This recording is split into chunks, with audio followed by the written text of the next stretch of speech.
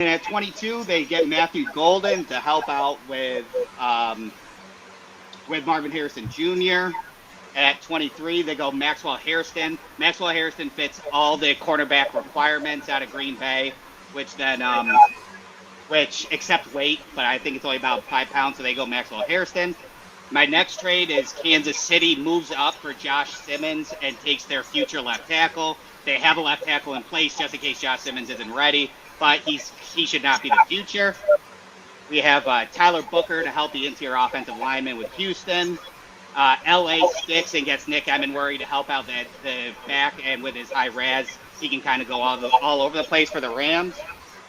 Kelvin Banks for Baltimore. They help out that interior offensive line, but also can push out the tackle as a swing tackle.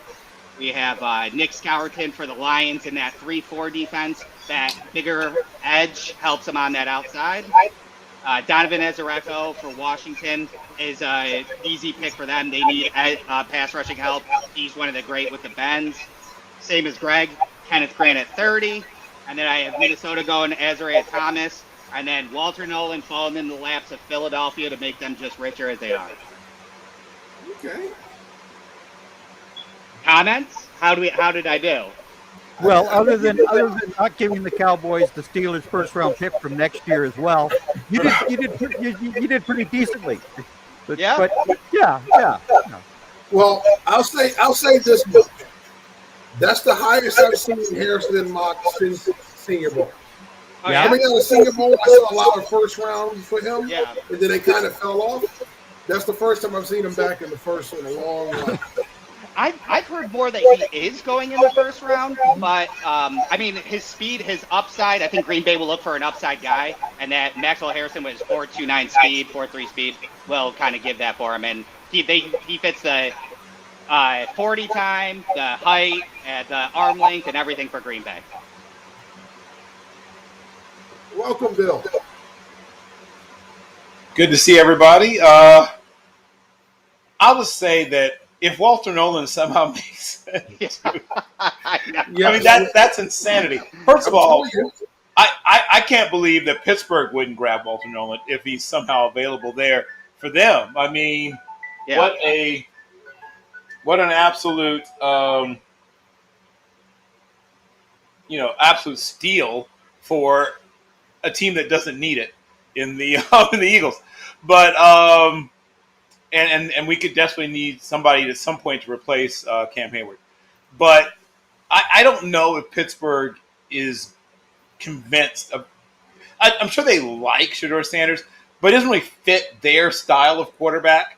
If you look throughout the history of the Steelers, when they have gone wrong at the position, they've gone away from the Steelers type quarterback, which are big, strong guys with big arms. And Shedeur is a good football player, but he's basically swaggy Teddy Bridgewater. Yeah. And they tried going with the sort of smaller, nimble, weaker-armed quarterback with Kenny Pickett. Didn't exactly pan out. So I'd be shocked if they went right back to that kind of quarterback again. Fair. I think they're holding out for another big, strong guy with a big, strong arm. I think they sort of figured out that's their type. Like I said, God, Nolan making it past all these teams it would just be ridiculous to me. That would be Howie in the draft room working that Sith Lord magic of his, telling that's what it would be. That's exactly what it would be. Pretty much. But Jay Glazer has been making phone calls as he does every year and all this other jazz. He's got a third category for players this year. Yeah. And he's heard it from more than one team. Doesn't love football. Guess what? Walter Nolan has that concern. And the doesn't love football guys are being off draft boards. Those are the guys that bother me, and not the players. I'm talking about the guys that come up with the doesn't love football, because we've seen that enough times where they say that about a guy. Right. I remember the top tackle in a certain class falling, almost out of the top 10 because they said he didn't love football. He's only been a perennial Pro Bowler every year, named Ronnie Stanley. Right? Yep. We look down a whole list of guys they've used that on. James Pierce has been another one who's gotten this title. James Pierce, though, personality-wise, we can understand that. I don't know if he doesn't love football. I just don't know if he loves exactly. But Exactly. that's always a label when they get crazy with certain players that they can't identify with. Oh, we don't know if he loves football. And unless you're going to tell me exactly who the source is, in which I know you won't, I have a tendency to wonder about some of these sources. And I mean, I don't think I'm telling people things they don't know. We're deep into lying season. There's a lot of disinformation being thrown out there. A lot of these teams are saying terrible things about players they love, hoping they'll fall to them. So I don't buy some of the stuff. I've talked to James Pierce, and I've talked to people about James Pierce. And I've talked to Walter Nolan. I've talked to people about Walter Nolan as well, including the person who recruited him to Ole Miss. Yep. So I'm going to go with some of those people over some of the anonymous rumor, scout, whatever stuff. Now, does Walter Nolan play equally hard on every single down in every single game? No. But dudes who play interior on the offensive line, with a few exceptions, I mean, even Aaron Charles Donald occasionally, I won't say he loafed, but he certainly didn't play 100% out at every single play. I understand some of the concerns about Walter Nolan, but look at who he's played against, how he's produced, and once again, I mean, strength of schedule, right? He has played well against top competition, both through his entire career, both before and after, transferring. I'm not sure what some of this is about, I guess. Unless once again, it's gamesmanship, right? It's gamesmanship. I want a certain player to fall my way. I'm hoping it falls into the right GM's ears, and I'm hoping they listen and go, "Yeah, but I heard." We've seen that game played before, right? How did Dan Marino fall in Miami? We heard. Right? We didn't have concrete evidence that he failed the test. We heard he failed. Heard. How did Tampa Bay get Warren Sapp? We heard he failed the test. So the herd crowd is out there trying to hope that they can herd things in a certain direction, the sheep in a certain direction, for that one to come their way. So and the word on Walter Nolan was from his former Texas A&M coaches. That's where the rumors all got started from, was his former coaches at Texas A&M. So that's where that rumor mill started. Yeah. Well, once again, the same Texas A&M that gets all these 5 stars that they never managed to actually develop. They haven't won anything. They haven't won anything in 85 years. So yeah, and they don't tend to develop the talent they bring in. But I get some of the sour grapes stuff that may come out of that, because he did transfer out. But they also, once again, Texas A&M is one of those places where talent goes to not develop. I mean, it's shocking how raw some of the guys. I mean, Pittsburgh is still trying to turn, right, a guy that was a big time, when Leal was a big time recruit with Texas A&M, didn't ever become anything real. I mean, he became a fun project, right? But he didn't become the killer he was supposed to be. Shamar Stewart basically told me flat out that he didn't say he wasn't well coached. Let me make it clear, he didn't throw his coach on the bus. But he shocked me with some of the things he said he didn't know about pass rushing. I'll put it that way. So I'm going to take, like I said, several grains of salt when I hear some of this stuff. Now, there are some players that I have legitimate concerns about in this draft, just like anybody else would. But the whole he doesn't love football thing, it's hard as hell to play D-tackle if you don't love football. It's not the most fun position in the world to play.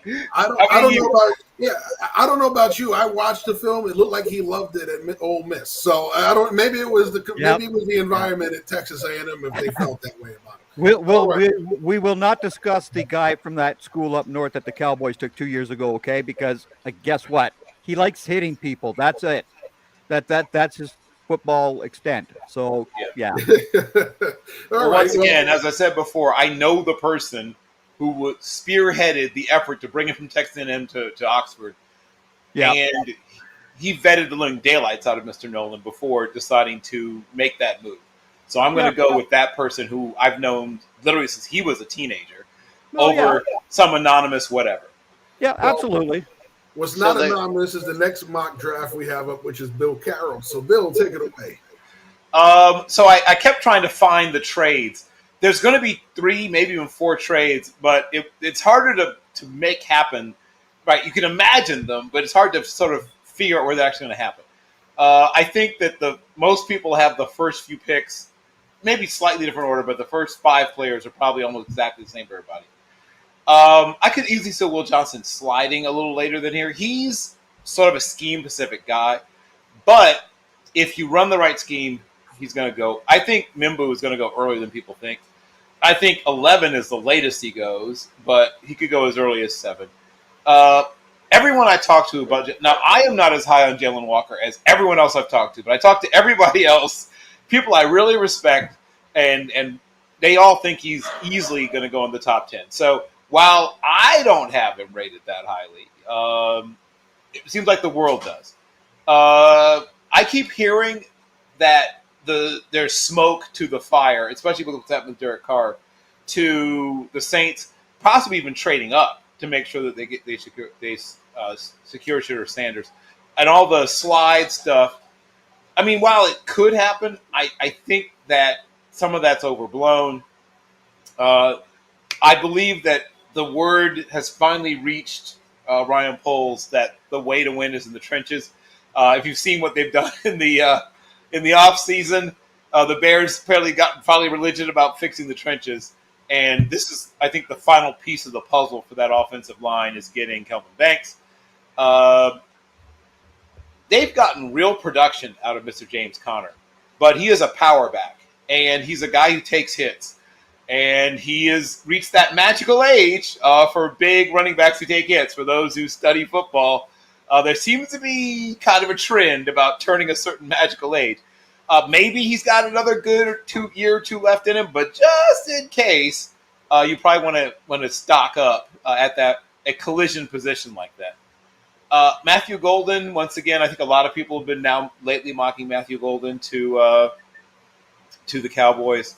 Oh, I guess I had a trade somewhere in there, didn't I? But yeah, right, I did. But I should have probably mentioned that more.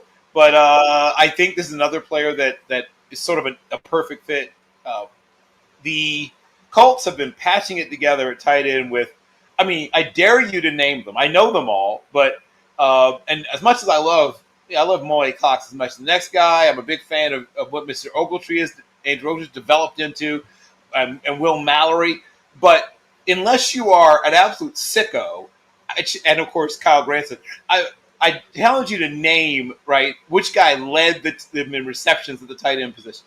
So they're going to upgrade that position, and once again, they're going to make a no excuses situation for Anthony Richardson because they need to know if he's the guy or not. I think Mike Green, the Bengals, not saying they don't care about character concerns, but they're not as squeamish as some teams are about character. And once again, Mike Green has satisfied some people about what's going on there. Shamar Stewart may never be a awesome pass rusher, but he's an awesome physical specimen. And if you study the people that they collect in San Francisco along that defensive line, he at least matches what they like. And the fact that he can be moved around means that they can do fun stuff with the rest of the guys in that D line. I guess this has been the hot thing, is to put Derek Harmon at 17. It seems that everybody's doing that now. Why not? Huh? Earlier, I think people were putting Mr. Tetroy Millen in like the top 10 and top 11. I think word has gotten out that the NFL isn't quite as excited about him, and he may not even be the first wide receiver off the board. I could see him really going here for 2 reasons. One, they don't have much size at this position now. Word may have reached you about what their receiving core now looks like in Seattle.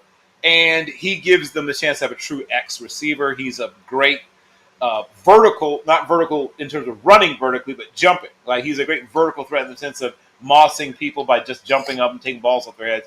And they haven't had a player like that in a while, frankly. I mean, well, unless you want to count Metcalf, who was really not the jump ball guy that you thought he would be at that size, but this guy truly is. And yeah, I think this is the other hot thing. I think everybody's mocking Jahad Campbell there. They have a really talented borderline Hall of Fame linebacker who's coming to the end of his run in Tampa Bay, and it'd be great to just slide another one in there. And then this is the other trade I had there. So I had Seattle trading back into the first to pick up Jackson Dart, giving up those 2 seconds and something else. Oh, and I think a first in 2026 or a pick swap or something. It was a pick swap, those 2 seconds and a first in 2026. So now they don't have to depend upon Sam Darnold long term. And then I don't think the Steelers are going to pass on Walter Nolan if he's there. Cam Hayward, once again, we just talked about with Levante David in Tampa Bay. That gray hair that you see when you look at Cam Hayward is not premature anymore. It's now about right on time. He looks a bit grandfatherly for a reason. He is in his mid-30s playing a position where 600-plus pounds of human being slams into you on play after play. It's a good idea to find his heir apparent. Colson Loveland gets reunited, and it feels so good with Jim Harbaugh. A lot of people, once again, earlier have Michael Williams going much earlier. I think word has gotten out that he's going to make it to at least the teens, and I think he might make it to here. And once again, somebody mentioned the Green Bay Packers having a type. This is another guy who is their type, right? So we agree on their type. We disagree on the player.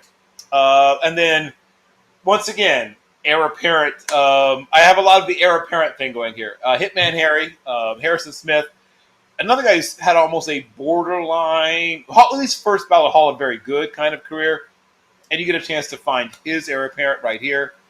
I think the Texans would not let Josh Simmons slip past them unless somebody trades up ahead of them. They are trying to protect their franchise, and that franchise is one Coleridge Bernard Stroud IV. If you don't keep him healthy, they might as well just close up shop. So he's super important to them. The Rams have a strong locker room, a strong culture, and a lot of veteran leadership. And though they're in Los Angeles, ironically, the press, I think they care about the Rams, but it's not like the viciousness, right, that you get in New York or Philadelphia, like where you get like the feeding frenzy. James Pierce is not going to be a person who love the press ever. Right? That's not happening. He's not going to be opening children's hospitals. He's not going to be shaking hands and kissing babies. But luckily, there's a lot of distractions in Los Angeles, and maybe people won't notice whether or not he gives interviews or signs autographs or makes eye contact or whatever. But he gives them – they already have a super dangerous pass rush, but I know Les Snead's drafting personality. He is not afraid to pile up even more talent on top of talent. He thinks, well, if 3 pass rushes is good, 4 is better. And then Nick Imamori, for those once again who pay attention to the Ravens, they also have a type, and they have one giant freak show at safety. What's better than one giant freak show at safety? 2 giant freak shows at safety. And this guy is going to now allow Kyle Hamilton to play more deep while he now ranges more short to mid-range and comes up and thumps people in the box while he figures out the mental side of the game. And then eventually they'll be able to switch off responsibilities once he understands because they were a fairly complex defense, the Ravens. So it'll take a while for him to catch all that stuff. Nick Squirt was a guy that could easily have gone earlier. He's a guy that has all that play till the whistle, past the whistle, maybe slightly stuff, especially if you watch his Purdue tape. I don't know what happens to people when they go to Texas A&M. Once again, we've talked about this. If you want to know who the real Nick Scarton is, watch his Purdue tape. Now, I'm not saying you can't watch his tape because once again, you start to think, sometimes. I don't know what they do, what's in the water at College Station. He's a much better player than people think. And then this is a guy, I love this player.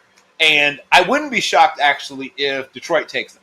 I was arguing back and forth with myself about which one of these guys goes to Detroit at 28.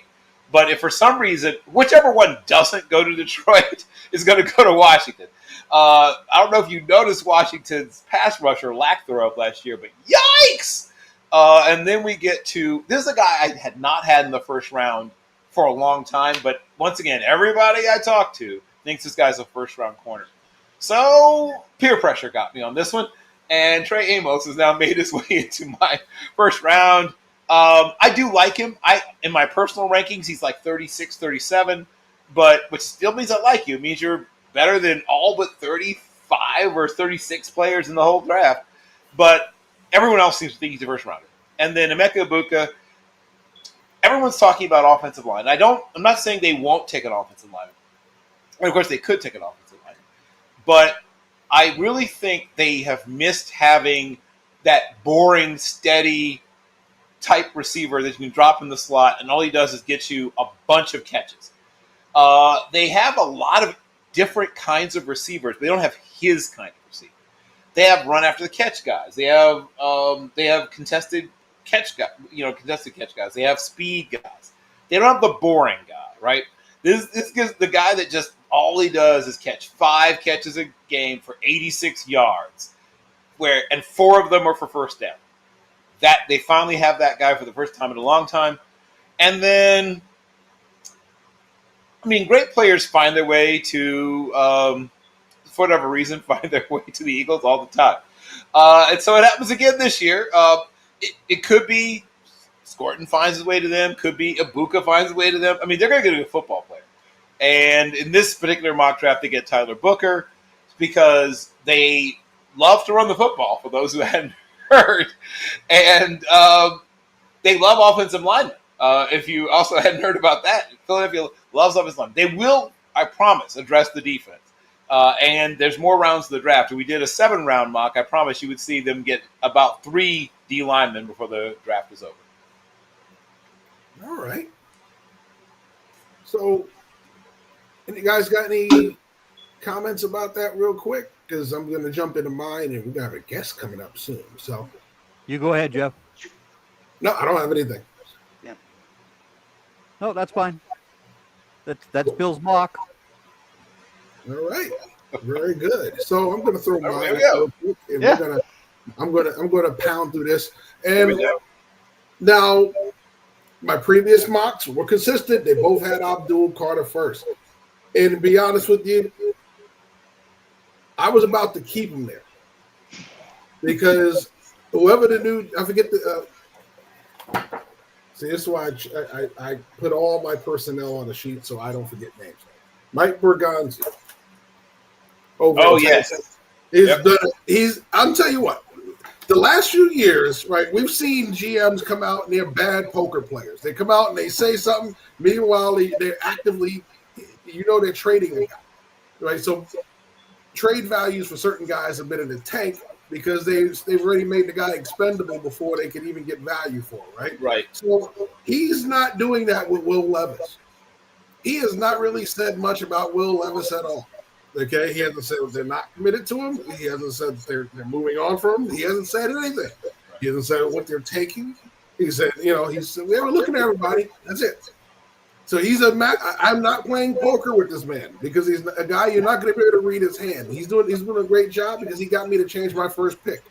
All right, so Cam Ward is one. Abdul Carter to Cleveland. They're going defense, I think, no matter what. So it's either going to be Carter or Hunter. In this case, they match up the pass rusher. They give their top pass rusher, Myles Garrett, some help on the opposite side. So I think that's when you want to leave town, you don't have to do it alone. You don't have to have Batman has a Robin. Travis Hunter to the Giants. They get a dual threat player there, the guy that can play some offense and definitely help that secondary. Will Campbell goes there to help Drake May. Mason Graham goes to Jacksonville to fortify that defensive front that was abysmal last year. Okay, Shador Sanders. I don't think he falls past 6 or 8. If be honest with you. Oh, not 6 or 8, 6 or 9. Sorry. I'm not buying the falling out of the top 10. I think there's enough teams in the top 10 that'll take him.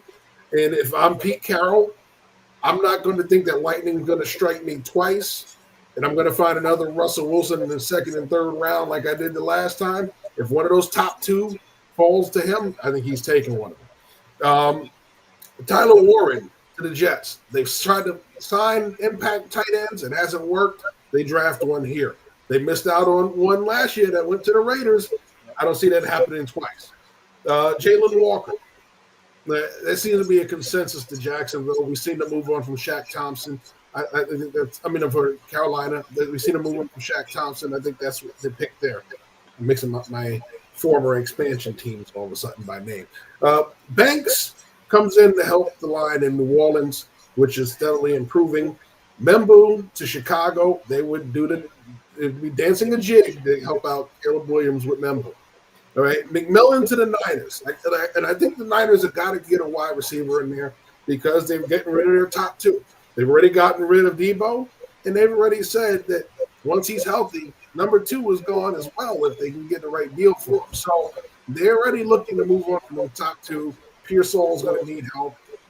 So McMillan brings in that big body to come in there and help out. And now you're going to give me the heart attack because you know Jerry will be off the seat. He will be so live. So there'll be a lot of Cowboys fans signing the card for him, Greg, if Ashton Johnson falls to him at 12. Okay? So it won't just be Jerry. That'll be the biggest cheer in Cowboy Nation you've heard in a very long time. Oh, yeah. Falls to him at 12. Will Johnson at 13. Michael Williams to the Colts at 14. Shamar Stewart falls to the Falcons at 15. Abuka, which would drive Greg nuts, to Arizona. Okay, who's been shedding wide receivers? Because you gave us the Frisco, Texas native Ashton Genty, which does top Abuka. Okay, all right.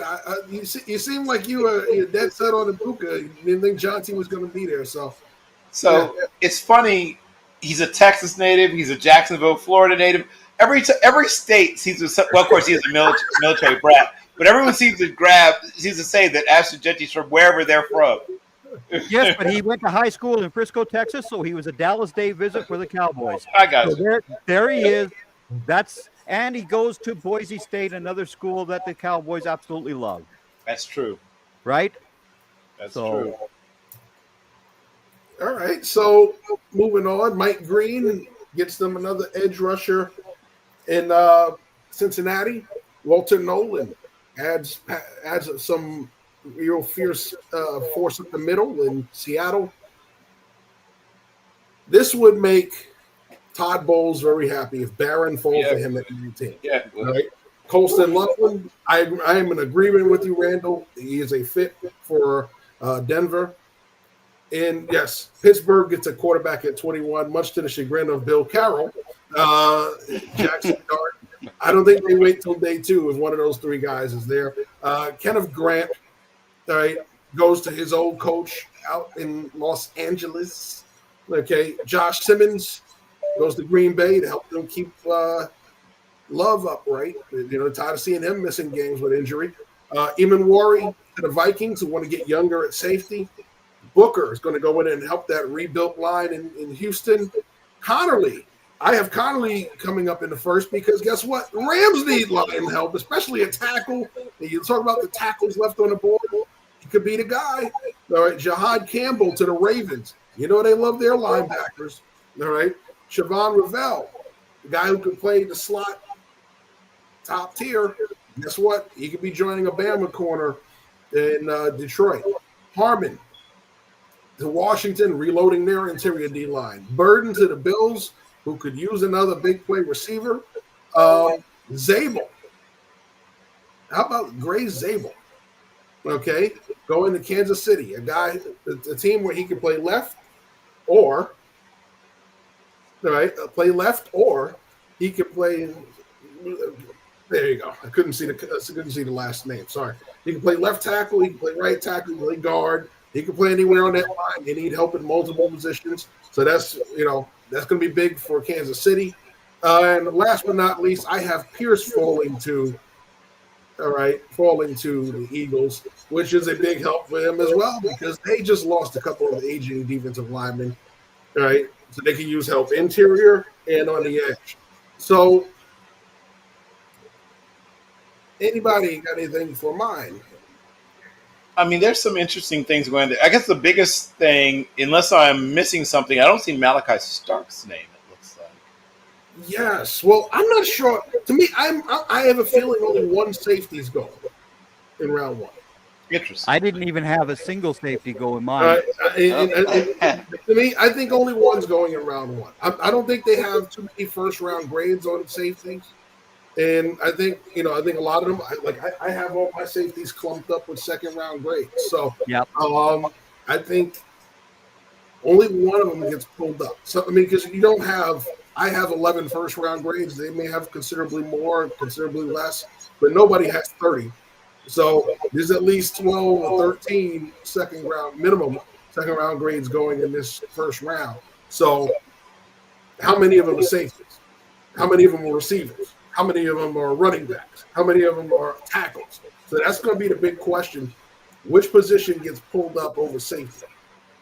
Yeah, I understand. I'm just, if somehow Malachi Starks is on the board at 30, I'd be shocked if the Bills passed him up. Because there's considerably more depth at wide receiver than there is at safety in this draft. Yeah, but when you look at it, the question is, what are you looking for in wide receiver? If you're looking for slot, I think there's a ton of slot and Z's. Yeah. I don't think there's too many X's. No. And I think that's where you look at it and say, is he an X? Can he be an X? Then you get him now, because what you may get later ain't going to match the value. So that's going to be a concern for some teams. That's why I think people are saying they don't feel highly about me. How many guys with McMillan's skill set are in this draft? Not that many. So that's why I think McMillan goes a lot early, and a lot of people are mocking him later and later and later. I think it goes higher because there's not too many. You can't pass on a McMillan early and find something of comparable value later. So when you have that kind of draft, same thing with edge rushers. We talked about Mike Green and all the past and all that stuff. We still keep seeing around one. Why? Because there's not too many guys of Mike Green's quality later on in this draft. So you don't pass on it in the first when it's hanging there in front of you, thinking that you're going to replace that later. Yeah. And Mr. Kirby Joseph signed the biggest safety contract in the league, $21.5 million a season. Hello. So that's two out of 4 drafts had Ashton Jeanty out of the top 10. That's surprising to me. Yeah. Listen, I don't know where he's going to go. I've heard a lot of people say I had him in the top 10 at one point, and I pulled him back down. Yep. I didn't think, Atlanta was going to pull the trigger early on running back when they did it. Yeah. I thought a lot of people were going to pull the trigger on running back in a couple other drafts, and they didn't do it until late. So there are certain drafts, it depends on the feel of their draft room. I'll be honest with you. That is the one, sometimes the caveat to all of this is how we feel. We may love a player way more than those teams do. And Jeff knows from being on the last word all season long how I said Ashton Jeanty needs to be a Dallas Cowboy. I didn't care what position the Cowboys were picking from. Ashton Jeanty needed to be a Cowboy. Now, the reason I've been so adamant about Egbuka being the Cowboy player, though, is because he is the best fit for that team. There is nobody. Matthew Golden is not the same type of receiver that Egbuka is. Egbuka also assists you in the run blocking. What did Schottenheimer say he wanted to be better at? The running game, which they were 27th in the league. That's why I'm so adamant that Egbuka should be the Cowboys' pick if Ashton Jeanty is not available. Well, it's funny you say the running game because we're about to talk the running game with a running back. We're bringing Rodriguez Clark on the show. Rodriguez, welcome. Yo, how y'all doing?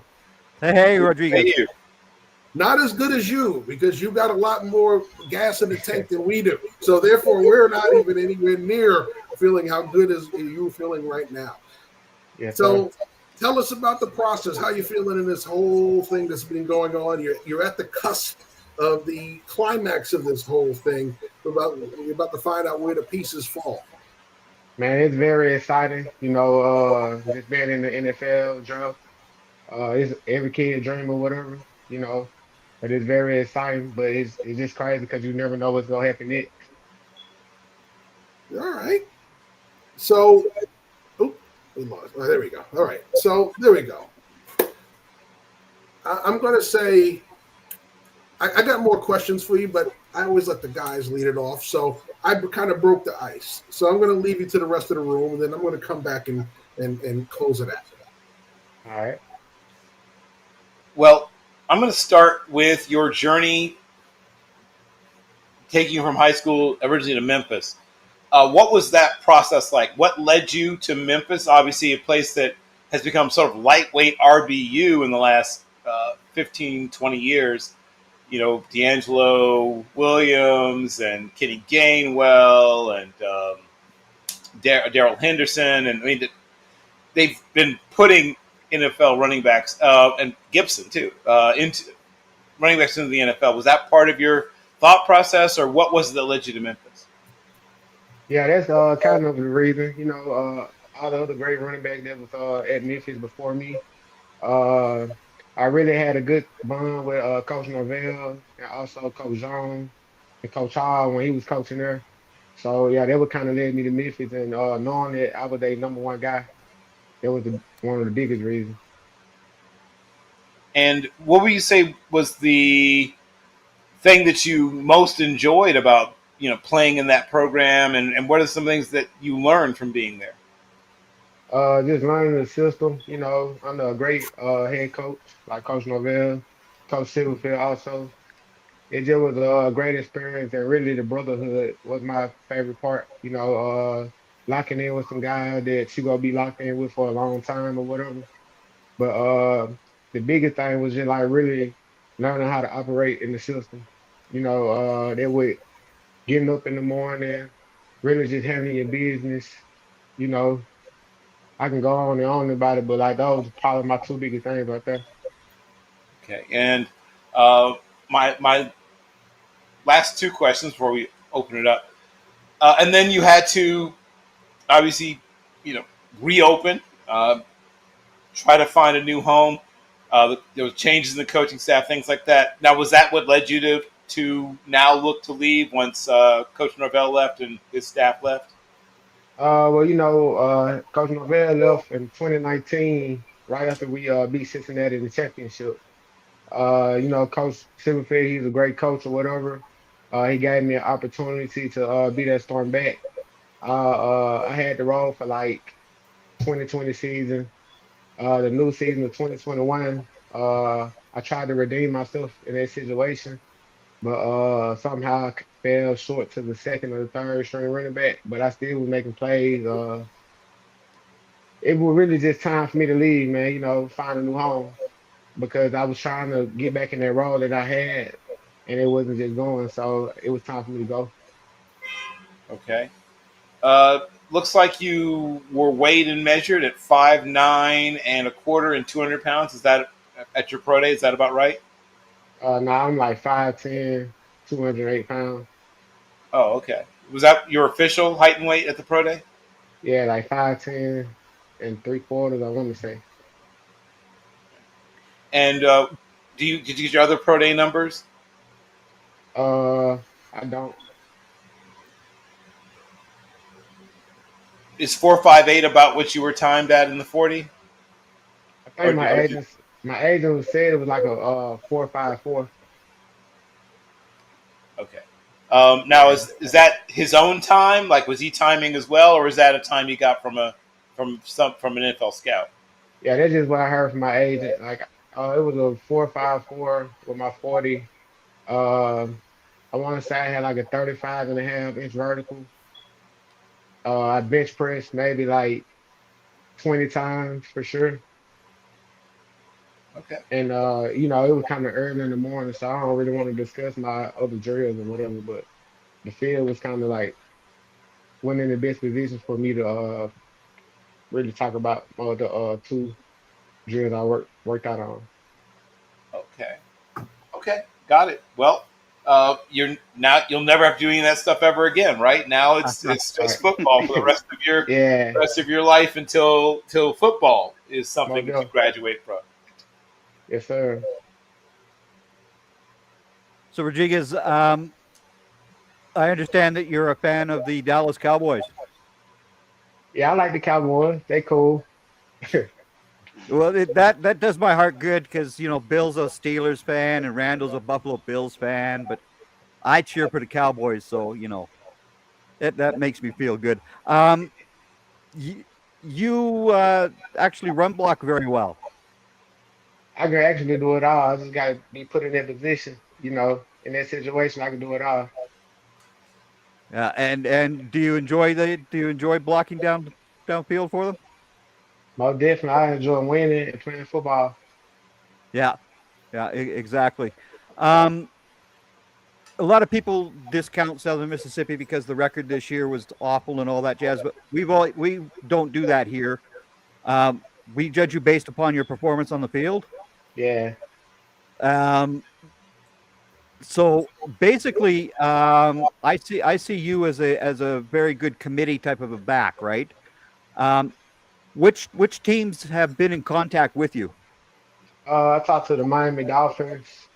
The Kansas City Chiefs just hit me up maybe like 2, 3 days ago. The Cowboys sent me something to my email. The Seahawks, the Colts, and I can't think of the last team right now. But yeah, I've been talking to teams for sure. Excellent, excellent to hear. Go ahead, Randall.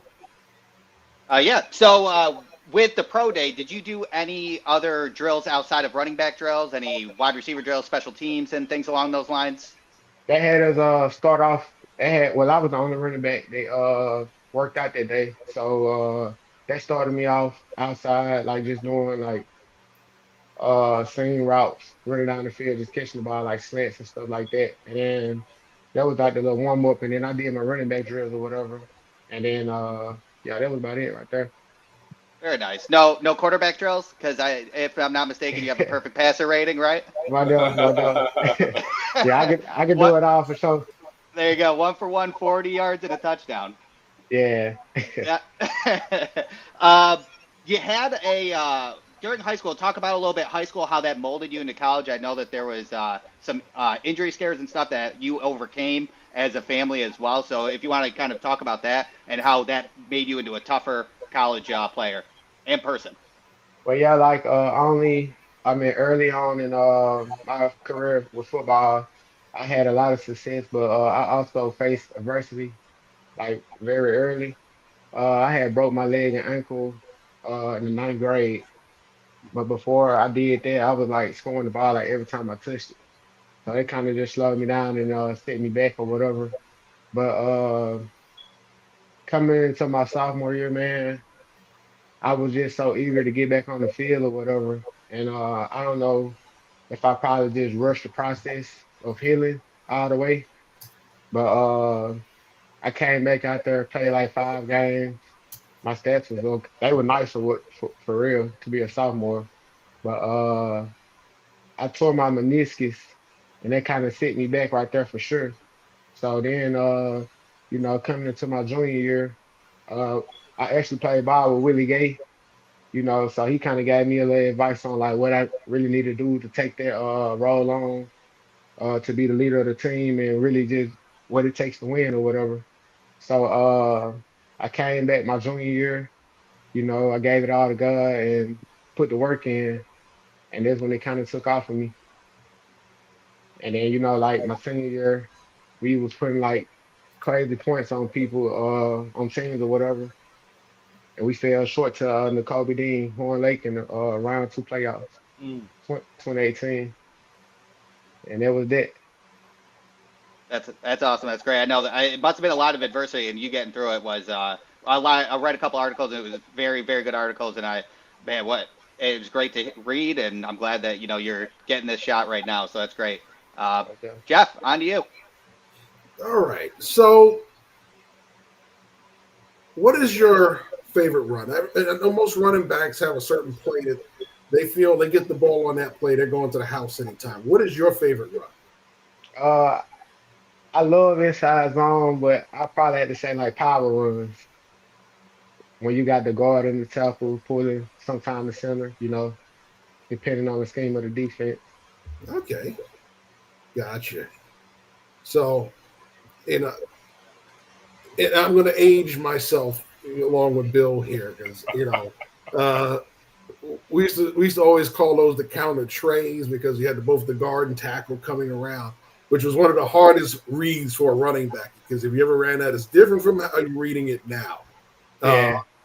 but because that's more of a true power. It's just two pullers, that old student body, but it's the whole right side instead of two guards. But what we used to have was that counter tray, and you had to read the tackle, but the tackle couldn't commit to the guard commit.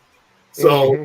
it was a very slow read, and if you weren't really good at it, you got caught from behind. Um, but power runs, is that because you like to get downhill real fast, or is it you like to pace your runs? It kind of like in my college career, kind of taught me just how to be a little bit more patient, knowing like they may draw it up this way, but it might play out a different way or whatever. And it really just give everybody a good look at me on how patient I can be and who I can make miss. I ain't going down by the first tacklers or whatever. So like I just like power runs just because it kind of taught me how to be more patient in college football and just put that in my bag on the field. All right. So give me an example of a game where you had your early struggles. You getting the ball, you've had a couple of negative runs, you've had a bunch of runs where you got a lot of dirty yards, 1, 2 yards because you had to fight for it. And then finally you were able to pop it. And after that, it was all easy. Give me a game that turned out for you that way. With the power run, Well, any run, and just a game in general where you were struggling early, couldn't get the running game going. It was all tough running. There was nothing easy. Then all of a sudden, you hit a big one and it changed the whole game. probably South Alabama last year. Okay, and how was that one special? What happened that you were able to turn it all around? I just was you know, we already knew that we had like a losing season or whatever. But the biggest thing was for me was I'm just like, man, you know what? I got like two more games left. This is my senior night. I gotta go out here and put it on the floor for everybody to see. Like I ain't really just no pushover, and I'm really special. So like I faced a little adversity in the beginning of the game or whatever, but the biggest thing for me was just to keep going, you know, and give it all I got, especially that night right there. All right. So, one of the things that's the biggest challenge from going to college to the NFL is blitz pickup. All right. You guys have to have an amazing level of eye discipline to understand it, different looks, the way they can have 6 or 7 different blitzes off of one look. One of the most common ones is double A gap pressure. I asked this about a lot of people because you can see it a lot at the next level. So I'm going to pull up this screenshot here. We're going to talk about some protections. So, all right. So here's your double A gap look. All right. When they call Bob protection, which is basically big on big, man on man, quarterback's going to tell the center go one way. He's going to tell you to go the other. So if they're Mhm. calling Bob and he's telling you to go inside, where are your eyes going? To that middle linebacker, probably on the right side. It really just depending on who my offensive lineman tag, the center, whoever the Gotcha. center tag. So if he gives the center a Ringo call, You said a Ringo? yeah. So it's telling the center go right, which is Yeah, yes, sir. Yes, sir. telling you to go where? To the left, right in the A gap. Perfect. Perfect. All right. So let's switch up the protection. Same look, but you get a coordinator who's a little bit crazier and like me because I love to do when I go up against this. I like to swing my line. So we have a swing protection call. So we call a king, which is going to put it to the strong side, and you're going to weak. All right. Yeah, So in this case, most teams at the NFL level, that means you got that big boy who's uncovered all the way to the right on your side, right? That defensive end there. All yes, right. sir. So how are you going to block him, knowing that this guy outweighs you? He's got the power advantage, so you can't, just sit down. How do you work against a bigger body? Really just trying to meet them at the offensive line, just because they got an advantage with their size, and wait or whatever. But I try to meet him at the offensive line and be very physical and really be in the best position that I can be, like dealing with leverage. Gotcha. All right. Let's flip it to the opposite. So Queen. All right. So now they're coming to the left. You're swinging all to the left. You've got that end on the opposite side of the back now. You've got to cut across the quarterback's face and meet him. What's going to be your aiming point? All right. And how are you taking him on? Uh, well, like I say, I'm gonna meet him at the offensive line, or at least try to. But I'm gonna take the inside away from him and try to make him go wide if anything. Perfect. All right. You guys got any last questions for him? Just a couple. So, uh, your favorite run plays were mentioned. Tell me about your favorite film study plays. A play that you made because of something you saw, a tendency, uh, something about a particular player, or something about a particular defensive call you were able to spot on tape. It could have been in your time at Memphis, could have been your time at Southern Miss, but it's some big play you made because of your being a student of the game. Mm, Let me think on that real quick.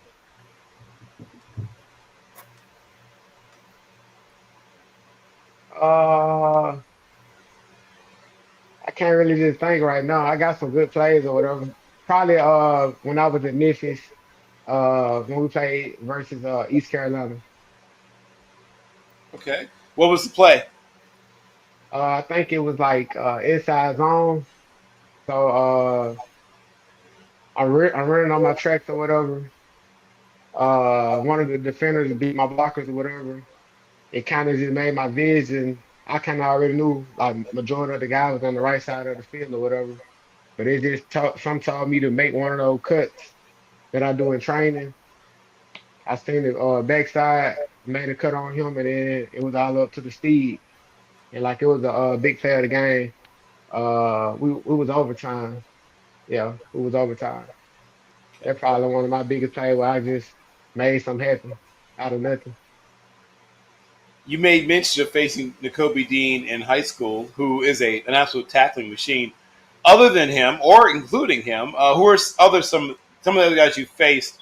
Uh, any other place you've played, high school, college, who also were really tough guys to get past, guys that really tested your ability to try to make a miss. Uh,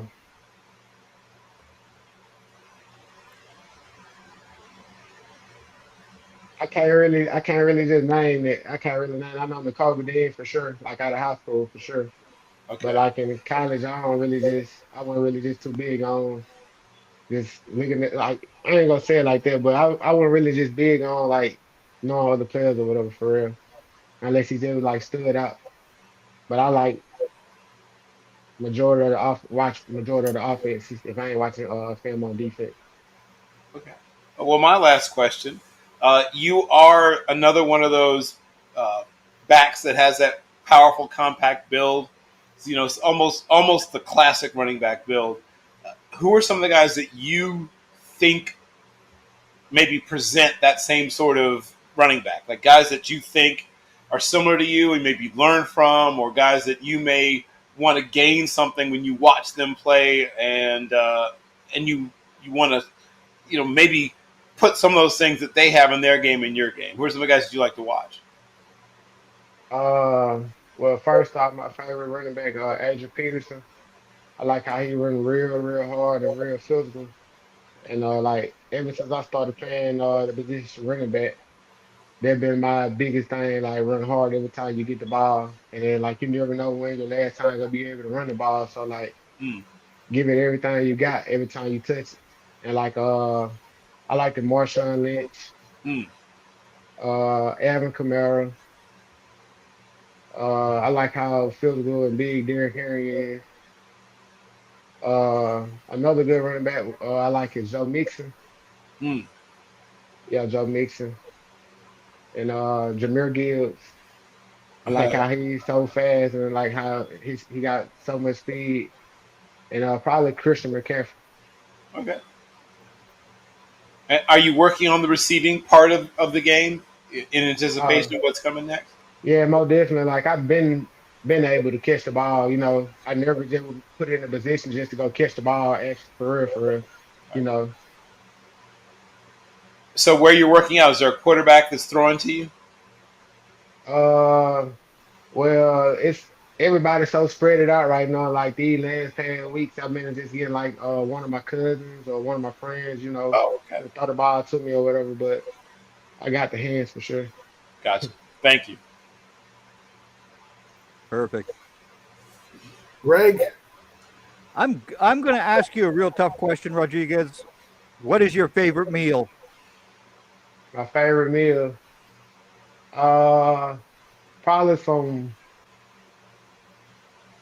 pork chop steaks, macaroni cheese, candy yams, and cornbread. That's the first man who ever answered pork this year. I've got a question to piggyback off that. So there was an interview where he said that if you were to have a franchise in your house, it'd be the Cookout. And I've never heard of that. What kind of franchise is that, and why is it your choice? Because cookout gets so much business, it don't matter like what time of the day it is, Yeah. what day of the week. Like cookout gonna have business. What's your go-to order? Probably give me the big burger tray with bacon, lettuce, meat and cheese, double Cajun fries with a pink lemonade. There you go. That's an order. never go wrong with pink lemonade. Yeah. Makes everything taste that much better. Yeah. Well, I have the real lemonade here, but pink lemonade does work as well. Yeah, the real lemonade good too though. Well, we appreciate you coming on, Rodriguez. We hope you're enjoying the process. Like we said, we tell everybody, if you get your name called, we are here for you to come on and celebrate it with us. We're here all 3 days. If not, next week we are recapping. You're more than welcome to let us know where you landed afterwards and share your joy that way as well. Any special plans for the next 3 days? Man, just being patient, let God do what he do. And once I get that call, celebrate because we on. All right. Well, with that being said, well, go get ready for the next 3 days. We'll be looking out for you and see where you land. For sure. I appreciate y'all. Thank you Thanks so for coming much in. for Thank making you. time. Thank you. Yes, sir. That was Rodriguez Clark, running back from Southern Miss. So, guys, we're going to keep this rolling. We have one more prospect ready to go, another one ready to go right behind him. And we're going to take a break in between before the last prospect. That'll be our only break of the night because we're going to be here all weekend long. So we're going to move right on to wide receiver Desmond Hudson, Northern Iowa. So there we go. Desmond, welcome to the show. Hey, what's up? What's up? How's everybody doing? Not bad in yourself. I'm doing well, man. No complaints. Blessed. Well, we appreciate you taking the time to come on and talk some football with us, letting the draft community get to know who you are. So no problem. Appreciate y'all having me. Thanks for being patient in the green room and our virtual green room, since there is no actual one. We can't give you any water and refreshments in, but nevertheless, all right. I'm going to let these guys start it off, and I'll come back to you. Well, you obviously have traveled a lot within the state of Iowa. You had a chance to play, obviously, with the Hawkeyes, and then you found your way to Northern Iowa. You've played against a lot of good football players. Tell me about what was the thing that you noticed was similar, or, stayed the same, and what things were different playing with the Hawkeyes versus playing with the Panthers? Yeah, so the things that similar playing with the Panthers and the Hawkeyes was just the amount of discipline you had to continue to have to be a student athlete. It actually kind of increased when I went to Northern Iowa just because the resources was not as available as it was in Iowa, but you still nonetheless still had to have that same discipline, still have to have that same drive to improve on your own. And I think the things that were different, like I said, was just the amount of resources. In Iowa, you had a football facility specifically for football players, nutrition, abundance amount of coaches and staff members there to help you. And it just wasn't, Northern Iowa wasn't as fortunate. So I had to kind of figure out a few things on my own when I went there. And ultimately, I felt like it made me a better person, though. Okay. And you played both in games and in practices against some really, really, really good defensive backs. Who were, you say, were the top, say, 3 to 5 guys from any place that you played in terms of guys that you really had to work to get away from in terms of covering you? Yeah, I think the first guy to really introduce me to college or let me know, like, I got to get a little bit better. I got to sharpen my skills was a guy named Julius Brents. He plays for the Indiana Colts. Kansas State. Yeah, yeah. Yeah, he was just so long. He was probably the biggest and longest corner I've ever came across when I had first got to college. Probably still to this day, the longest corner I ever came across. He was really hands on, but I really enjoyed battles with him. We had some really good battles. So he would be in the top 3. Another person that I will add in there is Hankins. Oh, yeah. He was really good. And then my third one would be Dane Belton. He was a safety. He plays for the New York Giants. He had great ball skills and super flexible hips.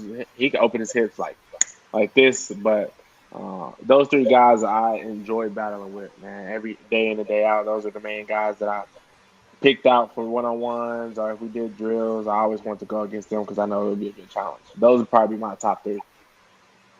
Got it.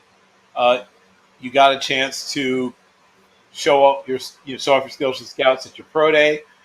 You came in, I think, a little heavier than you actually played, or maybe you played heavier than I knew you played. I think you came in at 6'2" and 1/8 and 219 pounds. Is that right? Yes, 219, 16 and 8, which I thought I'd be taller. That was my first time ever measuring at 6'2", ever in my life. So We hear a lot of that. I thought I was taller. Apparently, you knocked out 17 repetitions of the bench, 34.5-inch vertical, 9.5 broad, a 4.84 40, and a 7.03 3-cone. Were those roughly the numbers you were expecting, or what were your expectations of how you perform at your pro day? I think my L drill, my shuttle, and my bench were numbers I was expecting. My 40, it was tough. I expected a faster 40. I was recovering from. I had about 3 weeks to train. I was recovering from 5th metatarsal surgery, where now I'm fully recovered. I got surgery from Brian Vopat, the chief surgeon, foot surgeon. So he did work on me. It was kind of accelerated process to kind of give me some time to come back from my pro day. So I really only had 3 weeks to train, and I do think that hindered me a little bit in my 40. I wish I expected faster numbers, but all the rest of my numbers I hit targets.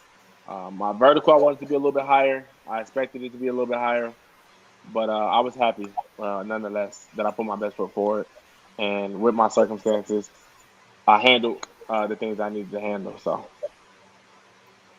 well, toughness is a big part of your game also. What is it that built that toughness into you? You're not a diva receiver, as they say.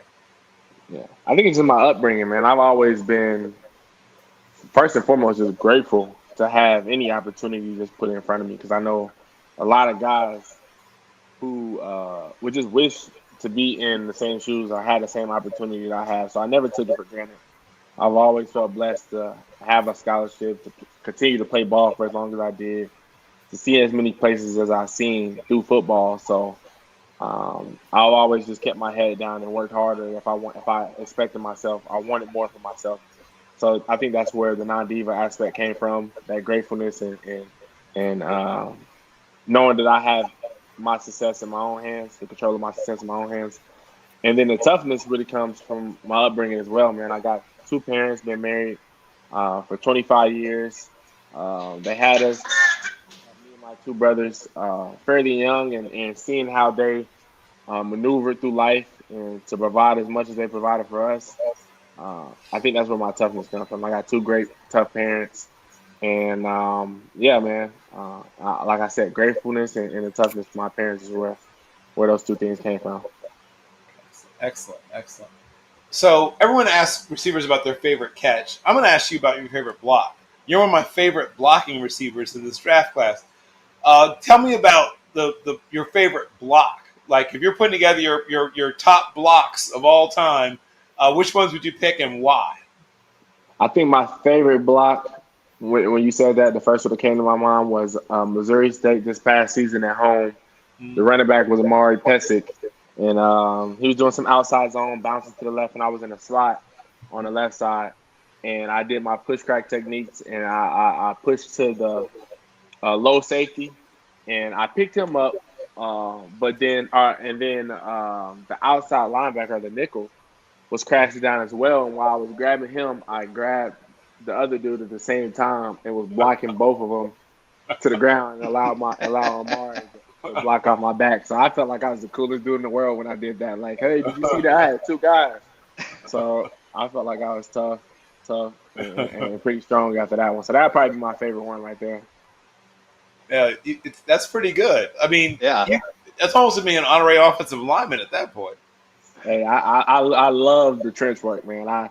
When I first came to UNI, that was what I told them. Like, I wanted to play off ball tight end. I wanted to be able to really utilize my size. I'm willing to block just as much as I'm willing to catch a pass. Like, I enjoy going out there and getting into that trench work. So, yeah, I liked it. Okay. Is that, you mentioned off ball tight? Is that something you consider, like putting on another 12 to 15 pounds? If a team said, we see you as a move tight end, would you be open to the idea of getting bigger and doing that? And that's what I wanted to kind of see how it felt this year. Like you said, I played heavier than I've ever been before. I think the most I got up to the season was 225. And I wanted to see how it felt, how it moved with that weight. And I'm completely open to gain 12 pounds, 10 pounds, 15 pounds, as much as I need from the request of a team in order to play that off-ball tight end, be a tweener in the league. So, thank you. Well, that's it for me at this moment. Sure. So Desmond, you said something very early that tonight, a student athlete. That is something that I've been screaming about for many years. You guys are students first, you're athletes second. Yeah. Did your parents put the student in front of the athlete for you? For sure. They definitely put that student in front of the athlete. I think it kicked into me reality when I was in high school and I had first started getting recruited. I didn't know the process, and neither did my parents. Like, I'm the only one in my family that ever went and played at a Division I level in college. So I had to kind of navigate that a little bit on my own. So when I was getting recruited, I started doing a deeper dive, and like, you had to have a lot of requirements in order to even get accepted into the college. And I thought, like, okay, if you get a scholarship, you just go to the school. But no, it was requirements, and it was the same for when I got to college. Like, you have to continue to be on progress to graduate. And my parents was on me heavy, like, you must get a degree. Better be on your homework. I want to hear how you doing. I want to see your grade. Cause like, I thought I was still in high school. They wanted to see my grade reports at the end of the semester. So having that pressure on me from my parents, and then the pressure to continue to excel on the football field, knowing that I needed the classroom in order to play the game that I love, I think that kind of grew my love for school as I continued to go. And I actually started getting more. As I start really getting more involved in my major, I really fell in love with it. So it wasn't that hard to continue to do school and football at the same time. So what are you majoring in? I got my degree in sociology with a minor in social justice. I decided to go into sociology because me and my family, we started a nonprofit organization in the name of my late brother. He passed away right before I got to college to some senseless gun violence, man, a road rage incident. And got shot one time in a car and ultimately took my brother's life. And that sparked a huge change in the way I viewed the world. And it did the same for my family. And that's why we started this nonprofit organization. In this nonprofit organization, we push for gun advocacy, gun violence prevention. We do conflict resolution, teaching our curriculum to the youth of our community. We also do quite a bit of homeless outreach and just a community organized events. And I felt like my degree in sociology would give me a better understanding of how I can help my nonprofit organization, and it really has. That's So beautiful. yeah, so I enjoyed that. I enjoyed that degree for sure. Absolutely beautiful. Who was the toughest corner that you had to face this year? This year, I don't really think it was. I don't think it was too many good corners. I think that's just me being honest. That's just me being honest. But if I had to think about some tough guys, a tough unit as a whole, South Dakota State was a tough unit. They were very disciplined. The guys were where they were supposed to be at the right time. They were a well coached team. So I think that unit, South Dakota State's unit, was probably the best unit that I've seen this past year. Did you face Tommy Hill when you were playing Nebraska? I was in the slot a lot, so I don't think Okay. I did. But I Yeah. don't even Nebraska. I don't think those guys was as physical or strong. They kind of was like That, a little bit that light. South Dakota, yeah, that South Dakota State is a very disciplined team. Yeah, yeah. Uh, South Dakota that's State. that's tougher. That's tough for any receiver to deal with. Is facing a defense that understands their spot on that field. Hmm. That's not easy because you guys know where you're going, but these guys don't care where you are. They're going to hit you. They are Yeah, going to hit you. yeah. So Go ahead, Randall. All right, yeah. So you and I had a lot of receivers that were pretty big. I feel like the wide receiver room was pretty large, a lot of 6'2" and above. How was that to be in that room and the competition, and how that kind of unfolded throughout the season? yeah. So just speaking on my time completely at UNI, man, we had some tough receivers come through there. I think my favorite receiver was a smaller guy actually named Sam Schnee. And he kind of set the tone for when I first got to UNI. Like, this isn't a scrubby room. Like, this is a room where you're gonna have to compete. He actually had the opportunity to play. He signed to the Titans for a little bit, and he was on the Titans before he was released. Now he's signed to a CFL team with the plans of playing with them next season. But he kind of set the tone for the room that this is a room of skill. And this past season, it was the same thing, man. A lot of us had the urge. We had a new coaching staff, and everybody wanted to be on the field. So every day, day in, day out, like everything was being evaluated, and we knew we had to bring our best foot forward. And me being the elder in the room, that's the tone that I set for the room too. Like, man, let's come compete. This is my last year, so I want the best for not only for me but for this room. Like, from when I leave, like I want to be able to come back and be a proud alumni. So, but yeah, the room was highly competitive. It still is to this day as I check up on the guys, and I enjoyed that competition. That's where I feel like I thrive in pressure and competition. So, I love that for sure. And you do have some really good route running in your game for sure, even in 2023 and 2024 as well. What route do you like to run the most that a lot of people don't talk about in your game that you like to talk about and kind of get out there? I love. I say my favorite route to run that people may not talk about as much is I love a dig, man. A dig is so like it's like my screwdriver. Like Yeah.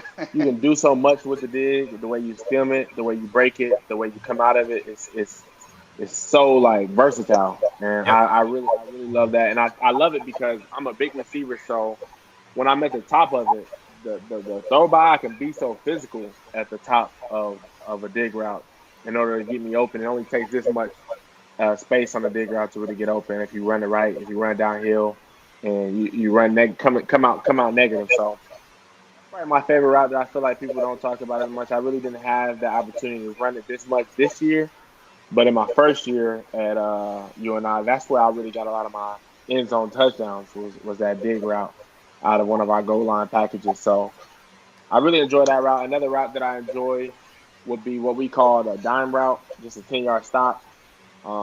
Because again, I can be physical at the top of that too as well. I'm a big receiver, so my catch radius is pretty big, and that was one of my favorite routes to run when I was at Iowa as well. So those are two routes that I feel like probably don't get to talking much. I might not have been able to run them as much, but those are my two favorite ones.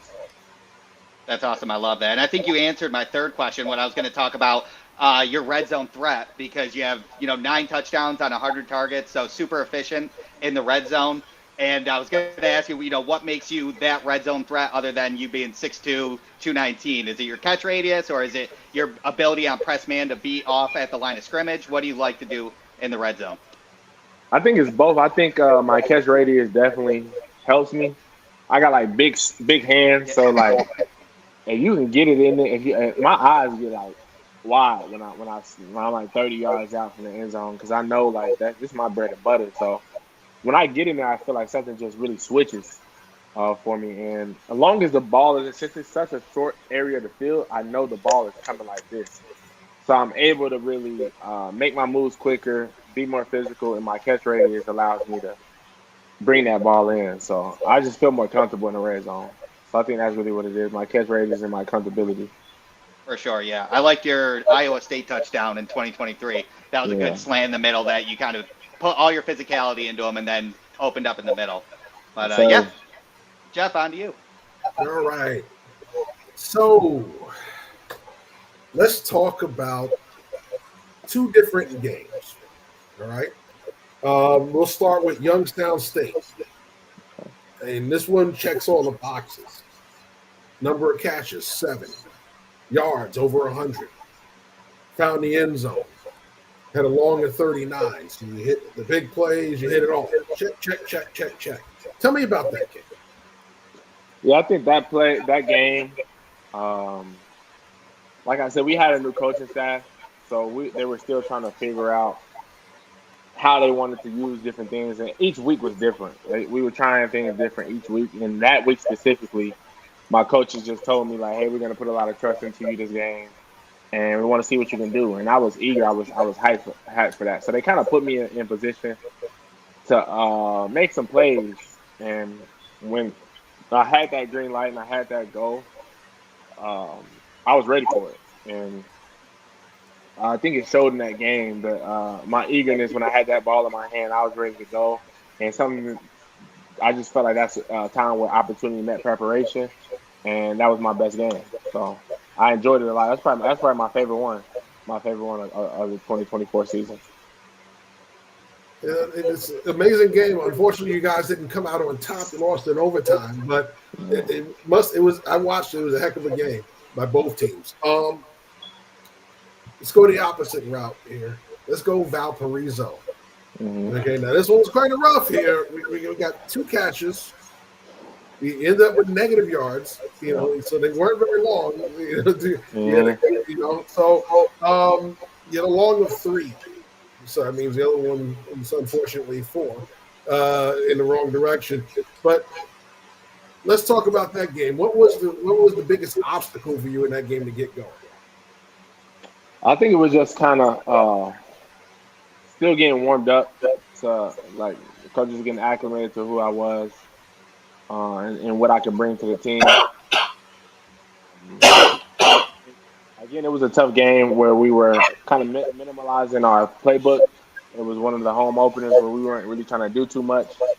So it was a real simplified scheme.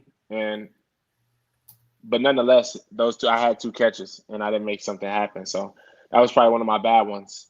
And I used it for motivation though in a later games. Like I knew I had to make something up after those games. So again, it was just a mixture of not taking advantage of those 2 catches, and then the playbook being minimalized because it was a home opener. So Gotcha.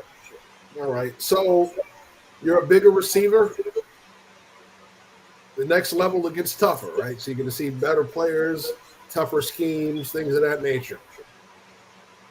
One of the biggest things they want to see from bigger receivers, otherwise you get pigeonholed into certain roles like a possession receiver, right? They want to see those big catches that you have. You have a lot of catches of double digits or more, right? So they want to see that production, but they want to see it finish in the end zone. They also want to see red zone production where you're getting those catches in the red zone and finishing drives for them. How are you going to take your game to the next level and show up in those 2 areas? I think it's just continue to to prepare, man. The way I prepare, continue to try to get my lower half stronger, be able to get my balance correctly more. I'm fully healed now. Actually, the last season I played the entire season on a broken foot, and I didn't know that until after the season. And now that I feel fully healed, now that I feel like I'm in a position to feel strong, I think my game will be at the next level because knowing that I played on a broken foot, now I'm healed. It just naturally I will play better. But in those two areas specifically making big catches, I think that's just like I said, preparation. Continue to get connection with my quarterbacks, feeling comfortable with bringing that ball in from the air, more comfortable as I already am comfortable, and then my film from, like you said, nine touchdowns on 100 catches. That kind of shows that I'm comfortable in that red zone. So just having the opportunity to be at a camp or something like that, that's where I feel like the preparation will meet the opportunity again, and that's where I feel like I will show that my game translates from college to the NFL. Okay. So, quarters coverage. What are your favorite routes when you're out there? You see quarters coverage. We know you're going to go to coach every time and say, Coach, call leads for me. I'll be open every time. And that slot, because I played a lot of slot and quarter coverage. I think a good one would be just that 12-yard stop route because it's right in the sweet area where I can push further enough, make them believe that it's vertical, and get someone out of their zone and sit down. So I think that 12-yard stop is one of my favorite ones. I always can also do an out route, beating that inside guy, quick little 4-step out. I think those are two routes that I think I would call consistently to beat that coverage. All right. You guys got any last questions for me? Yeah, I have a couple last questions. So you mentioned your favorites. And I agree. I think the dig is what you do best. You mention of that intermediate 12-yard stop. In the systems in which you played, how do you, when you hear those, your favorites come in, what are they actually called? Like, because you've played in more than one system, how do they sound in one system versus the systems you played in later? So my Iowa, the way the Iowa play calls were being called, it was really one word for the entire play. Mm-hmm. And so, for example, we had a dig and a post would be called pin. And so I would know if I'm to the 3 or 2 side receiver, I will be running that post and that dig. If I'm backside by myself, it will be a comeback convert to cover 2. If it's cover 2, you'll just take it would be a shake route, dive route to out. But if they're playing man or cover 3 or anything opposite of cover 2, it'll just be the cover. It'll be the comeback. Mm-hmm. So at Iowa, it was a one-word play, one-word call for the entire play. At University of Northern Iowa, it was you would have different words for different routes. Mm-hmm. Or you would have signals is really what it was. We all had, the whole time was signals. There you had the play call. When you're on the field, it's a no-huddle play, and they're doing signals. So they would signal the first year, they would give signals from the sideline, and that would tell you the entire play. And then the next year, this past year, the quarterback gave signals for the plays. So I know the coaches are not there anymore, so I can kind of give a couple of signals. If you had a 5 down, it would be just a simple crossing route. If you had 2s, it'll be mesh routes. 92, that would be the play call. It was similar to just your regular spread offense calls, like so 92, 95, like things like that. You consistently hear. So it was all signals versus a huddle and one word call plays. So that was a little bit different. But I actually like the signals more than I like the one word call plays. So it was quicker. Got it. My final question is one of my favorites, and I can tell it's by the way you answered about like the way you tag and adjust based on coverage. And of course, that's going to be a big part of making the adjustment because there's more combination coverages and more disguised coverages at the next level. So you are clearly a film student. Tell me about your favorite film study play that you've made in your college career. What play did you make that you could not have made unless you had spotted something, whether it be a tendency or something about a player or something about a coverage call that you saw on tape? When you ask that question, the first one that comes to my head is South Dakota this past year at South Dakota. Watching film, they didn't respect certain teams that they feel like didn't have a deep ball threat. Right. And in the year, I kind of felt like we weren't completing a lot of the deep balls. So I felt like teams were seeing us the same way. They're playing man, playing quarters, and not respecting that deep ball threat. So I seen today at times they didn't have safety help sometimes. Like I thought that was really disrespectful. And I knew for a fact, like if they were doing that to us, like I'm telling Shaq, tag that post on the outside. If I'm on the outside, tag that post. Like there's nobody over the top. You got to tag that post. And that game, they did the same thing, man. They played man. They had no safety over the top, and the corner was belling too. Like he was belling. So I gave the signal to tag the post. I ran the post. It was probably like the second play of the game, and I had like a 40, 45, 50-yard catch, 50-yard bomb down for the post. So that was probably my favorite one, noticing the disrespect in the prior film and then seeing it live in the game and making that adjustment. Okay. I've seen you hand out some punishment, but yeah, you're a guy that goes into places where also people wait to try to damage you. Who put it on you the most? Like, who was the person that you said, okay, that you got me? Who really got you good?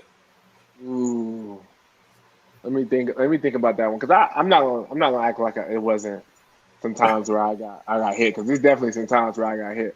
I think the hardest hit that I took was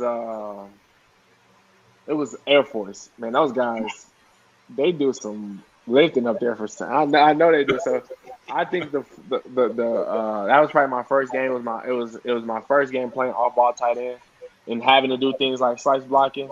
Yep. And it was probably like my second slice block where I was like, ooh, I gotta bring some umph to it. I can't wait. I can't let them come hit me. I gotta be doing the hitting. They're definitely gonna be bringing the power. So I think it was Air Force, Yep. who probably gave me my biggest challenge. Yeah, I would agree. Some teams teach, that you shed or stack. They attack. They attack blockers, right? They want you to be back on your heels. So yeah, that was a good call there. Thank you so much. I really think that there's a place for you somewhere out there, and with your approach to the game, with your approach to being a part of the community, wherever it is you land, you're going to be a big part of whatever community that is. And the fact that whatever the team needs you to do, I know you'll do it. If they tell you we need you to go down and cover punts and kickoffs, then you're going to be one of the best at it. Yes, sir. Well, again, I appreciate you asking the questions you asked and having me on here, taking the time out of y'all day. I don't know if y'all done, but I appreciate it. Far from it. This is a marathon. I've got a tough question for you. Oh man, what is your favorite meal? My favorite meal? That's a good one. My mom got quite a few, but actually, I would say my favorite meal is a meal that I cook, and I learned it in college. It's I learned how to cook jerk chicken over rice. Oh my gosh, man! There you go. Beautiful choice. Beautiful. Beautiful choice. There we go. Now your former teammate Sam is now playing for the Ottawa Red Blacks up here in Canada. I'm in Calgary. The Grey Cup this year is in Winnipeg, which is known to be the coldest place in Canada. Okay, even though the coldest Grey Cup I was ever at was in Ottawa, where Sam now plays. Would you welcome the opportunity to come up to the CFL as well? For sure, and I love playing ball. So somewhere in the CFL, there's not enough slouch league. Like that's a real professional league. So Yep. being able to play ball in a professional league like the CFL, I'm completely open to it. I just You love, get like I said, I you love get 10 football. more yards in the end zone as well. That is true. It is a couple different things. And you get a running start. And you get to run. Yes, exactly. I Exactly. like that. I like So, that. yeah. Go ahead, Randall. Yeah, I had one left. Do you like any of the? Do you root for any NFL teams? Are you Chiefs fan? I am a Chiefs fan. I'm a big Chiefs fan, but I'm a fan of whoever is really offering an Yeah. opportunity right now. But I've been a big Chiefs fan my entire life. I grew up 8 minutes away from the Chiefs Stadium. Right. I previously spoke about this in a different interview. Dwayne Bowe was one of my favorite receivers. Like Yes. the first person that got me into football. Like I seen my first game and people screaming and cheering his name, and then he'll be somewhere at a gas station right down the street like a regular guy walking around the city. So I thought that was extremely cool that he's like this big NFL star, but he's moving around the city like he's just like me. And I thought that was super cool. He was one of the reasons, one of the big motivations for me to get into the game. So For sure, You that's great. You physically are very much like Dwayne Bowe. Like Yeah. you're exactly the same size. Is who other than guys like Dwayne Bowe and D Hop? Who else do you like to watch and sort of steal from? I really, really love watching Keenan Allen. He's another big body, but the way he moves, like he moves so confident and he moves so twitchy. Like I love Keenan Allen's game. That's a guy that I watch a lot. I watched Kyle Pitts a lot just because he may be a little bit faster, but I like how he was big slot, tight end type of guy, and I felt like I can see my game in his as well. So Excellent. That's Well, awesome. I know you're going to miss those one-word calls because they're going to get a lot longer than that. Yeah. So get used to hearing things like Rutgers, A-Jet, Bubble, All Curl Pop, and things like that because that's what you're going to be dealing with. well, that's roughly like how all my play calls really was. And Iowa too. Like Iowa was Iowa. You'll have a number at the beginning to tell you the formation, then a number to tell you the strength of the offense. Then that's when the words start coming in for the O lineman, the running back, and then you'll get your word where you'll hear what you have to do as a receiver. So you had to really be like in the huddle, like. So I'm kind of used to long play calls. That's why I said I like the signals better because it's no play call. You just see the hand signal, and you already know what you're supposed to do. So yeah. So see, I was an old West Coast coordinator, so the calls were extremely long. So and then back then we used the numbers. So it wasn't like you had the names yet. So you were calling out numbers for everything, and if there were motions, then those numbers got flipped around because it's not where you're starting; it's where you're ending in the formation, where your number is going to come out. So, and then you still had to do the protection in the back, whether they're free releasing and all that other stuff. So, a lot of verbiage in a play call, and in the formation changed a lot. So. The funny part is the West Coast is still around. You may run into that wherever you land, but it's a totally different verbiage now. When I hear Gruden in 2099 calling plays, and then I hear him in Las Vegas calling plays, there's two different Grudens because the stuff he said there was a word for everything, and then the verbiage around it for the motion and everything else. And everything else. Yeah. So they found a way to adapt to the newer play calling. So. You'll be happy with that portion. You still got to understand how to adjust it and flip it and do all the other stuff. But for me, I just want to say, man, thank you for coming on and hanging out late with us. Thank you. So what is the plan for the next 3 days? Man, I'm just working out with my trainer, keep my body right, keep my mind right, and control what I can control.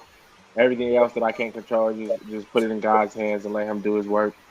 Like I said earlier, man, I'm happy. I'm blessed to make it as far as I made it. So right now, I'm just controlling what I can control, man. That's what I'm doing for the next couple of days. All right. Well, once again, thanks for coming on. Enjoy the process. Very few people get to go through it, so you're in that minority now. Like I said, we're here all weekend. Chris will have the info. So if you get called this weekend, You can come on and hang out with us for a few minutes and share the joy. We'll hear the family cheering in the background and enjoying themselves. If you get picked up afterwards, once again, we're here next week. So you can come on next week and share the joy with these guys as well. That's perfect. Well, again, I appreciate y'all having me on here. It was really cool to get on here, man, and talk ball with y'all. So I appreciate y'all having me. All right. Once again, Awesome. Desmond Hudson, wide receiver, Northern Iowa. The dig master with the nasty blocking. All right. See ya. Thanks Take care, again, Desmond. Yeah, no problem. All right. So we're going to take a quick break, and we're going to come back with TJ Sessions. We're going to the big man, guard tackle from California. So we'll be right back with more Draft Central right after this. Streetwear is not dead. The next wave of black fashion comes out of the Bronx, New York. Rich Kid Clothing, picking up where FUBU, Rockaware, and Kyle Kanai left off. Rich Kid is for the next generation of Get Fly fashion heads. Use promo code MELLOW23 for 15% off your next order. And for orders over $100, there is free shipping. Again, use promo code MELLOW23 for 15% off your next order. In 2006, we founded Yeti Coolers with a simple mission: build the cooler we use every day if it existed. One that was built for the serious outdoor enthusiasts rather than for mass discount retailers. One that could take the abuse we knew we'd put it through, out in the field and on the water. One that simply wouldn't break. We decided early on that production innovation would come from necessity and first-hand experience, not from market research and data analysis. Today, Yeti products perform when it matters most. Whether that be an excursion into the remote Alaskan wilderness, chasing redfish on the Gold Coast, or just getting together with friends in the backyard, we make gear that helps you stay out longer, travel farther, and live harder. Hashtag built for the wild.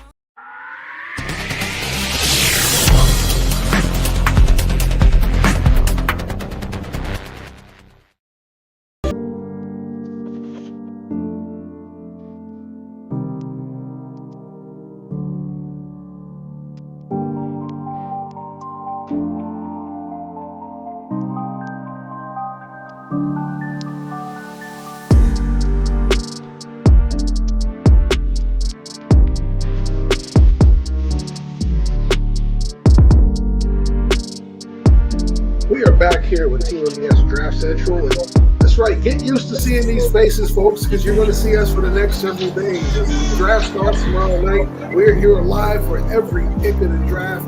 Tune in 15 minutes before the draft kicks off. Tomorrow's 8 o'clock, so we'll be here at 7:45 for the first round. You'll see these young, fine gentlemen along with myself. Ashton Prasad is hosting, and along with several guests coming through the course of the next several days. It's going to be exciting times for these young men. We're going to be glad to sit here and talk about it, witness it, and hopefully educate you on some of the guys that you don't know. You can have the TV on, the big networks, have us on as well. We're going to give you a lot more information.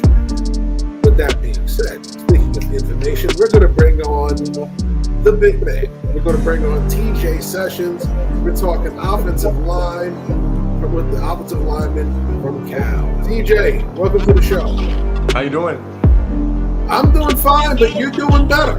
You know, I see you're in the lane, man. Every time I turn around, you talk to this cam and that cam. So you're in demand. That's a good thing this time of year. Yep, yes sir. Great. Blessed to be in this process right now. Wonderful. So these guys are going to get you started. I'm going to come up and bring up the rear, and we're going to get you some sleep when we're done with all this.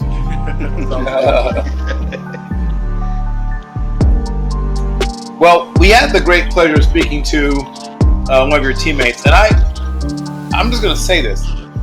I go back and watch Cal, and I am astonished by how many good football players they have on defense at every level. A tremendous secondary. 3 guys who are probably going to get drafted in the secondary. At least 1 linebacker who's drafted. And, you know, I was impressed with the interior of the defensive line. What are some of the things that you learned by going against Cal's very talented defense? Yeah, definitely learned that there's really good players out there.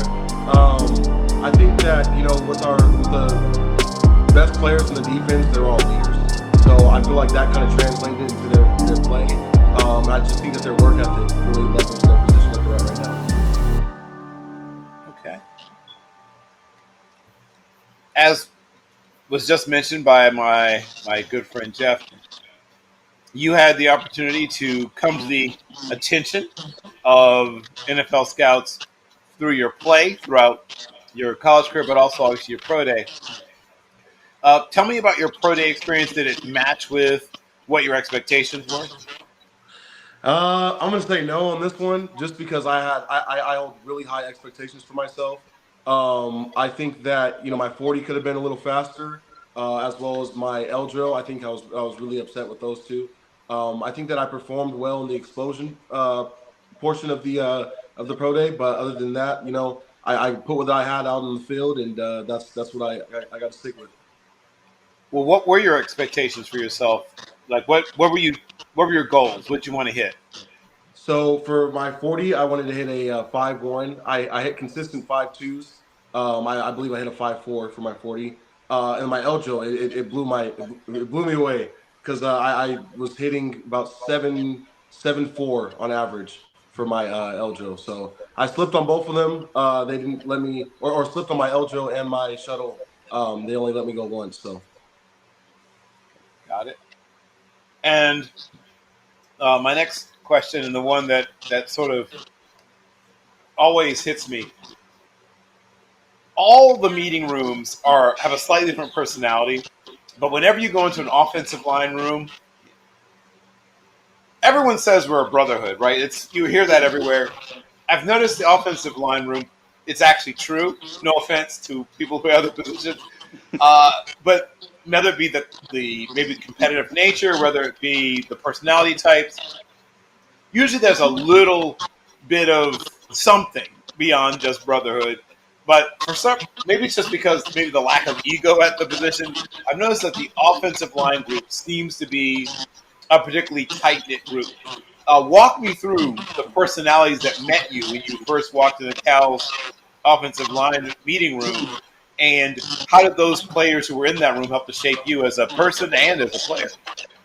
Yeah, so our offensive line room is definitely a special room. We're all real tight knit people. The way I like to explain it is, at offensive line, we all have to do the same thing. Not necessarily the same thing, but if we have one play, we all have a job to do. And if one person messes up that job, then the whole entire play is messed up. So I like to see us all as one nickel and not one penny. So I think that being real tight knit as an offensive line is just always something great to have. I wanted to shout out my guy Matthew Cindric. He was one of the first guys that I encountered with that Cal. He was a center. He's playing for the Falcons right now. But just kind of watching him and kind of learning off of what he does and his game and just seeing him as a leader kind of helped me put me in the position that I am right now. TJ, what was your welcome to college football moment? Because you dominated a lot in high school, and then now you're a freshman again, right? It's a very different world from what you were just doing at the high school level. What was the moment where it hit you? Oh, this is really different from high school. I think it was the playbook. Usually, usually in high school, they'll be like, okay, we're gonna have this play, just run to the left. So I mean, then you get to college, and then there's plays with 10 words in one play, and it's like, okay, yeah, that's not just running to the left. That's I got to learn a lot, and I got to study all these hand signals and everything, and I think that was kind of different for me first, going into college, but I think that I adapted well to it. Did you also cross train?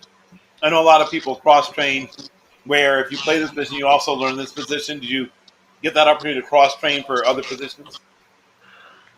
In college or just well, I mean, college or now if you didn't do it in college. Well, I'll start from high school. So in high school, I played defensive line for 3 years right. until my senior year, and then I played offensive line for 1 year. Started seeing offers, and then after that, going into college, I went to Montana State. and I was a right tackle. And I've been a right tackle pretty much my whole entire career. I played 2 games at guard. And that's where people see you now, though, right? Yes, correct. I got measured in at 6'3.5", Right. 304 pounds right now. Well, actually, I don't know. I would say I'm 6'4". They made me slouch my Oh, shoulders. Yeah, They made see, me slouch my shoulders, and I was like, you know what? It is what it is. But I always got made fun of for my O-line for being small. But I mean, tell me how many 6'3" tackles started over 40 games. yes. I love the world that you live in where you are too small at 6'3" and 5/8 and 304 pounds. So did you lose weight for your pro day, or is that around the weight that you've been recently? I'm usually sit at 310. My weight fluctuates crazy. Usually I'll wake up and I'll be right now. I wake up and I'm 310, but around the time training for pro day, I'll wake up at like 304, 305, and then midday to later in the day, I'll be about 310. Oh, okay. Were you also on a? I'm assuming you were on a special routine in terms of what you were eating and when you were eating. Oh, for sure. Yes. I had a nutritionist and a dietitian as well. So I try to aim for 8 to 10,000 calories a day. Of your special meals that you are eating or had to eat for this, what was your favorite? This is a different one from your question, Greg. It's not going to ruin your question, I promise. But of those special meals, which one did you kind of look forward to, and which one were you like, well, it's for the greater good, right? And you were able to fight through it. I'm not big on fish, so I started eating salmon a lot lately. But I like to mix it in, make like a salmon chicken Alfredo pasta or salmon kind of pasta. So that was one that I don't really look forward to, but I still eat it. But anything meat, all you can eat meat. It's my favorite thing. So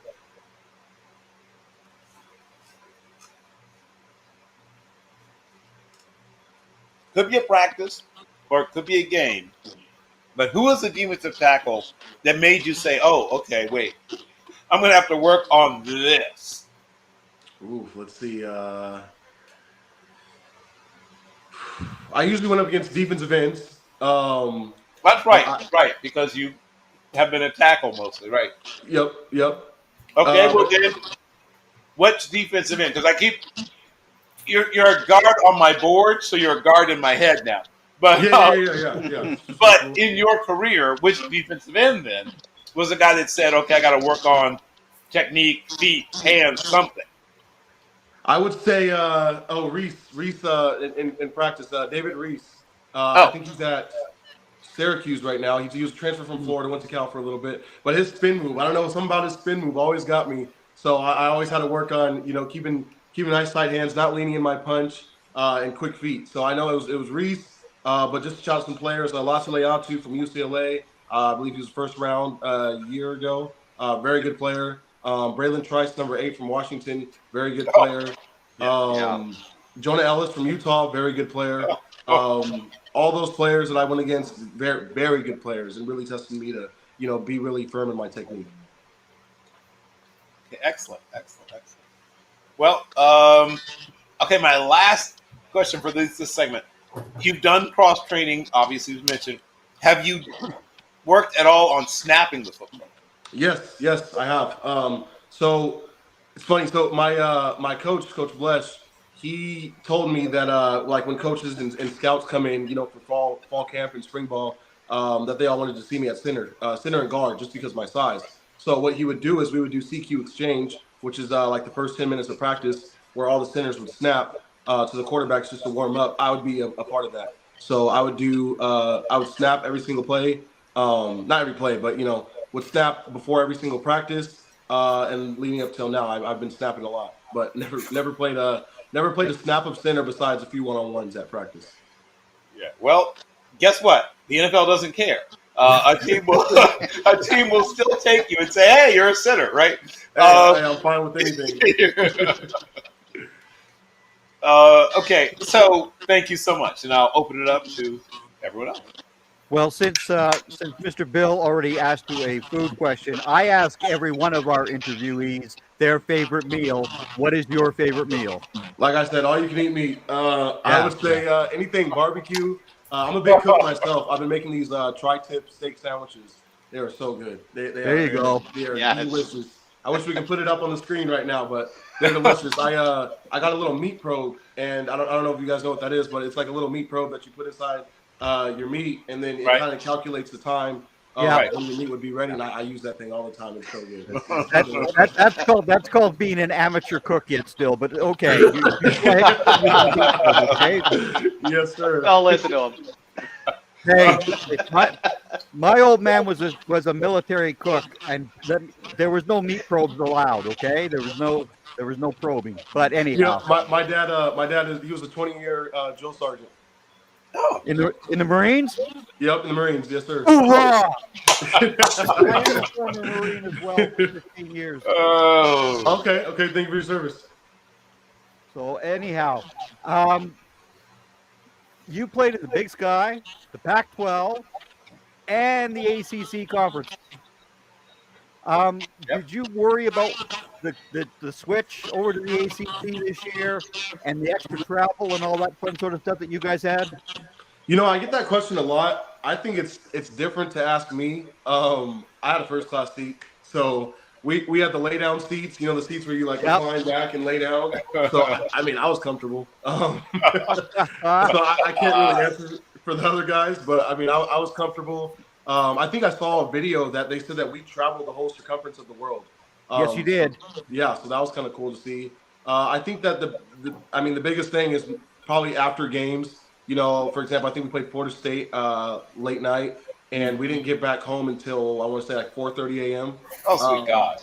So yeah, I would say it kind of messed up our sleep schedule. But then other than that, it is what it is. And at the end of the day, you can control what you can control and just keep moving. Yeah. And as far as becoming a center, Cooper Beebe never took a snap at center, and he started for the Cowboys at center all year. So, that's just a foregone conclusion with the NFL these days. With being a guard, though, DTs come at you a lot quicker than the DEs do. Yes.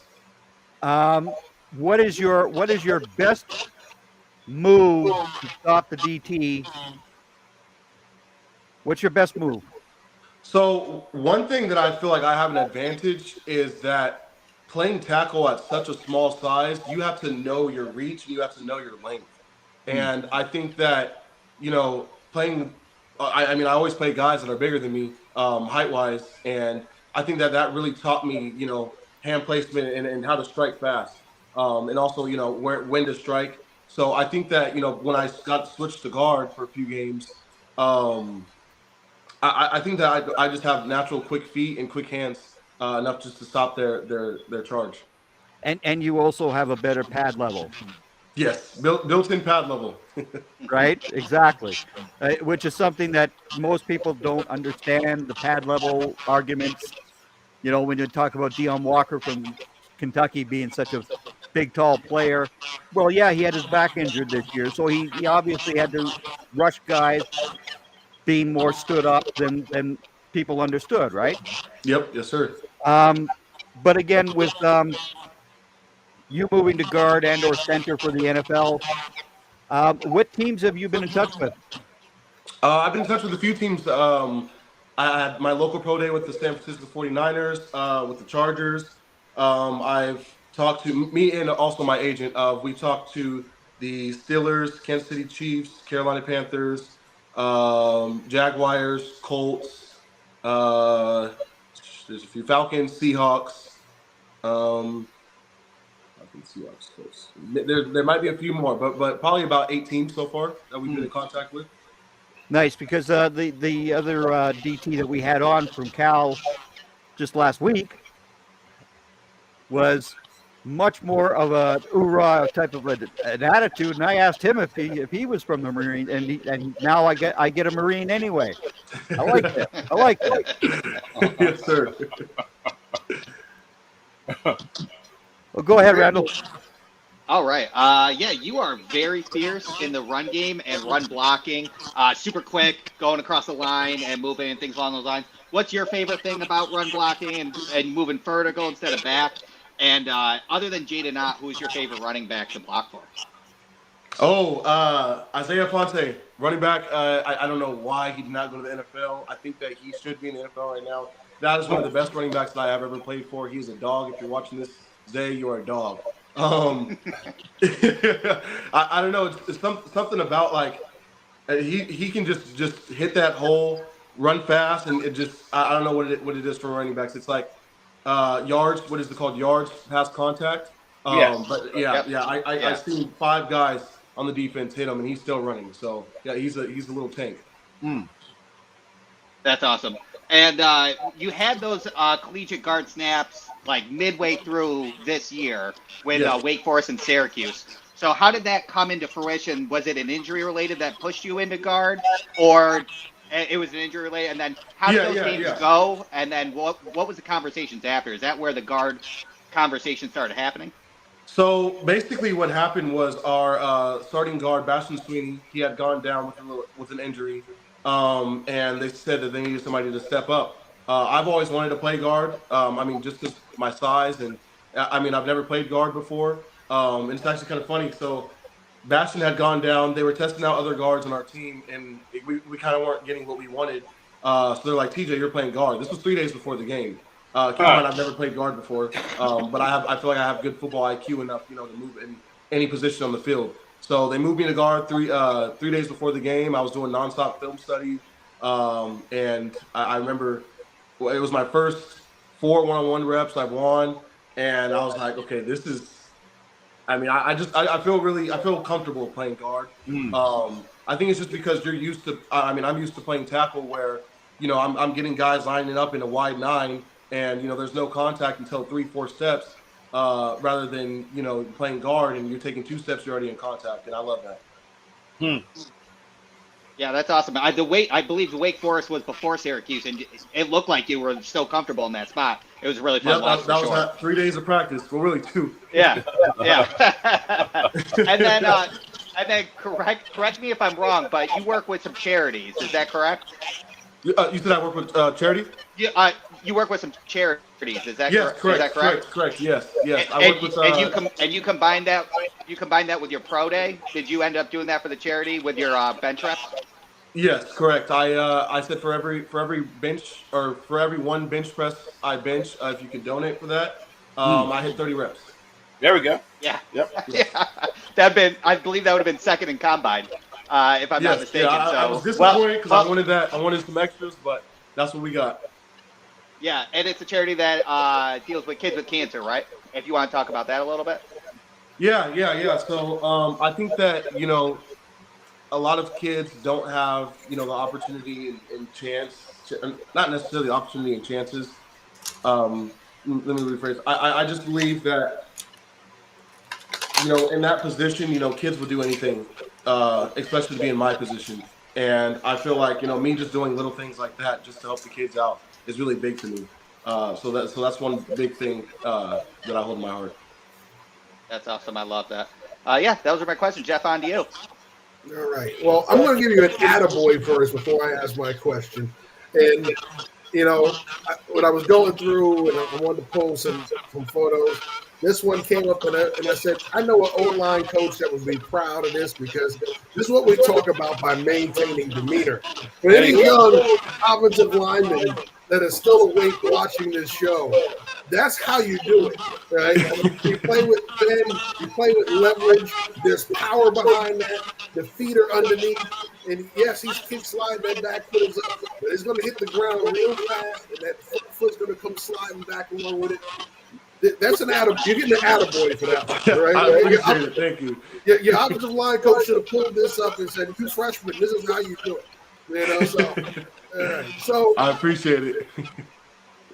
All right, so let's get to the real fun stuff. All right, you're going inside. You're going into the phone booth, right? Now you're going up against those guys who are just as big, sometimes a little bit bigger, but fast. They're on you fast, and they're really, really, really bull strong. So what is the plan now? Because before, the plan was different, to meet them at the point, cut them off, and make them play through you, right? Now this guy's going to play through you no matter what, and sometimes he's going to play around you. So what is going to be your game plan going in against these bigger bodies? I want him to. I mean, if that's what you want to do, if you want to try to run through my face, go ahead and try. I think that's something that I'm really good at. Is the ability to sit down blocks fairly fast, and my anchor is I would say it's pretty good when it comes to doing that. So I'll invite him to do that. He's already speaking in football speak. He said anchor. Most fans don't even know what anchor means. They're still thinking of cruise ships. No, we're talking about the ability to set down and power down a rush that comes down the middle. Anchor. Good job. Sure. Great job. Great terminology. So, being at your right tackle in practice, you were matched up with another prospect that I got to see recently in the last few months. Xavier Carlton. You took the words right out of my mouth. Tell me about some of those practice matchups. Oh man, for one, I mean, just to start for him, great player, dog, has a great attitude, great mindset for everything. He's a great leader, great person altogether. I remember I was doing some surveys that the Colts, Seahawks, and Cowboys had sent me early on in the process, and they asked who would I take to the NFL with me, and that's one of the number one players that I would take with me. But yeah, to get to your question, X is he's a very, very, very long player. So with me being 6'3", or I'm 6'4". So with me being 6'4", I would say one thing that I would have to do with X is to chop down his arms, because that's one thing that he likes to play with. He likes to play with length. And I'm used to going against guys like that. So I think that one big thing with X is just, take away his length and take away space fast. But a great player overall. Oh yeah. I was impressed when I saw him over here in Florida at the Hula Bowl. Different from seeing him on film. Everybody looks big on film. When you stand next to him, you really get a feel for how tall he really is. Yeah, he's a big guy. Yep.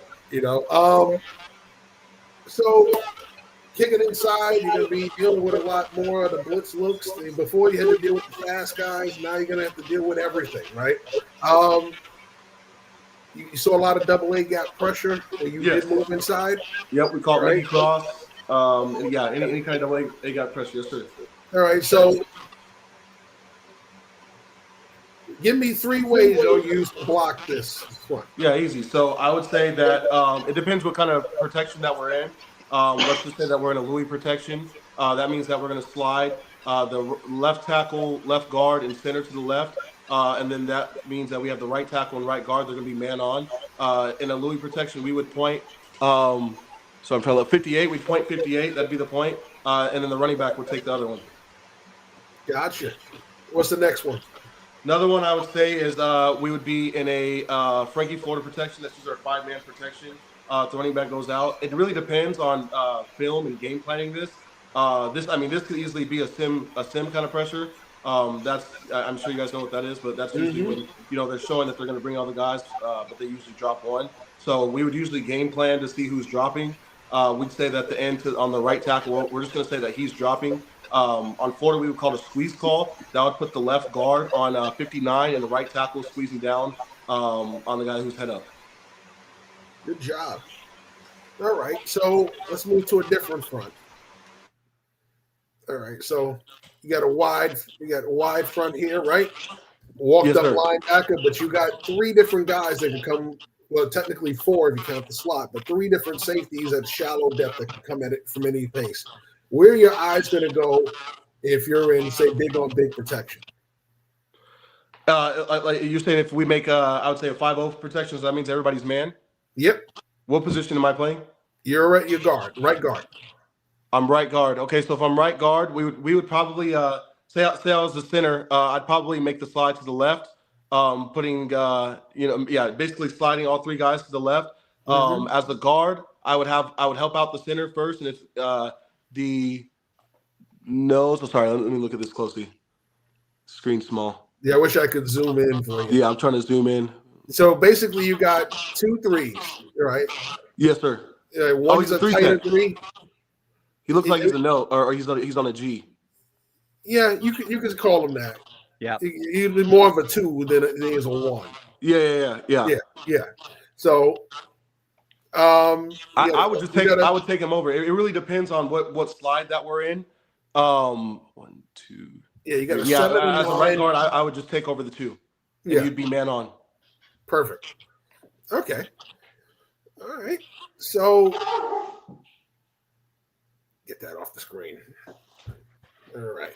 So give me a matchup where you felt you dominated the whole game, but it didn't show up on the stat sheet. Oof. Honestly, I feel like there's a few. I feel like PFF sometimes they I don't know, but Yeah.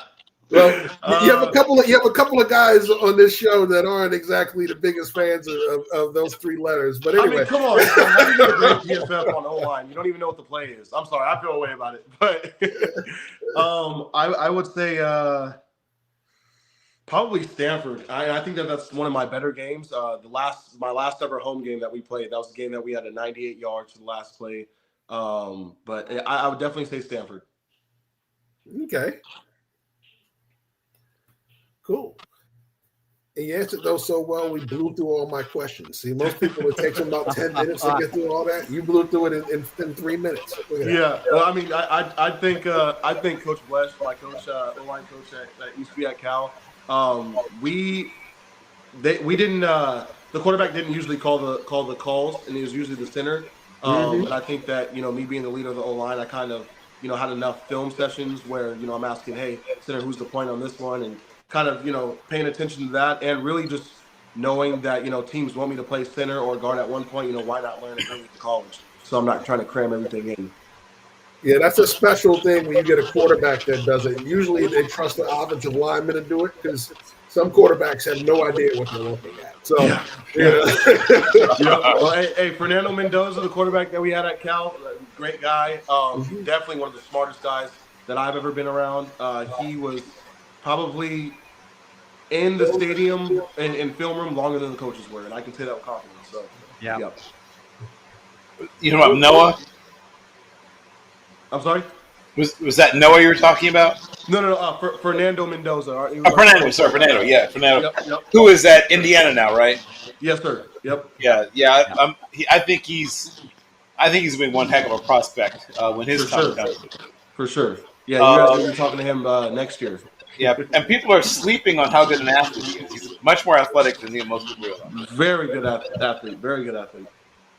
All right. Any last questions, guys? Yes, I'll fire off my last ones. So if there was a block that was going to be, you just saw this beautiful show of your technique a few moments ago, but if there were a block in your career that was going to be turned into a sculpture, right? Where people could see this block forever, right? Long after you're gone, long after all is gone, people could see this perfect block that TJ made. What block would you pick and why? There's a few. There's a few that I can think of. There's 3 specifically. We'll stick with one for now. There's one, Oregon State, 2023, I believe. Yeah, 2023. We were on the right hash, and I believe. So we watched film, and I think it was like 3rd down, 3rd and long, or no, third about like 3rd and 6, I want to say. And we saw that they had a tendency of sliding the backers over towards the boundary side. So I like to read, what's in front of me. For one, when I get on the line of scrimmage, I like to read their eyes. I like to read their ankles. I like to read everything. For example, if a D lineman's going to slant, he's going to get tighter on you, or defensive end specifically. If he's going to slant, he's going to get tighter to your body. Usually, he's going to look where he's going.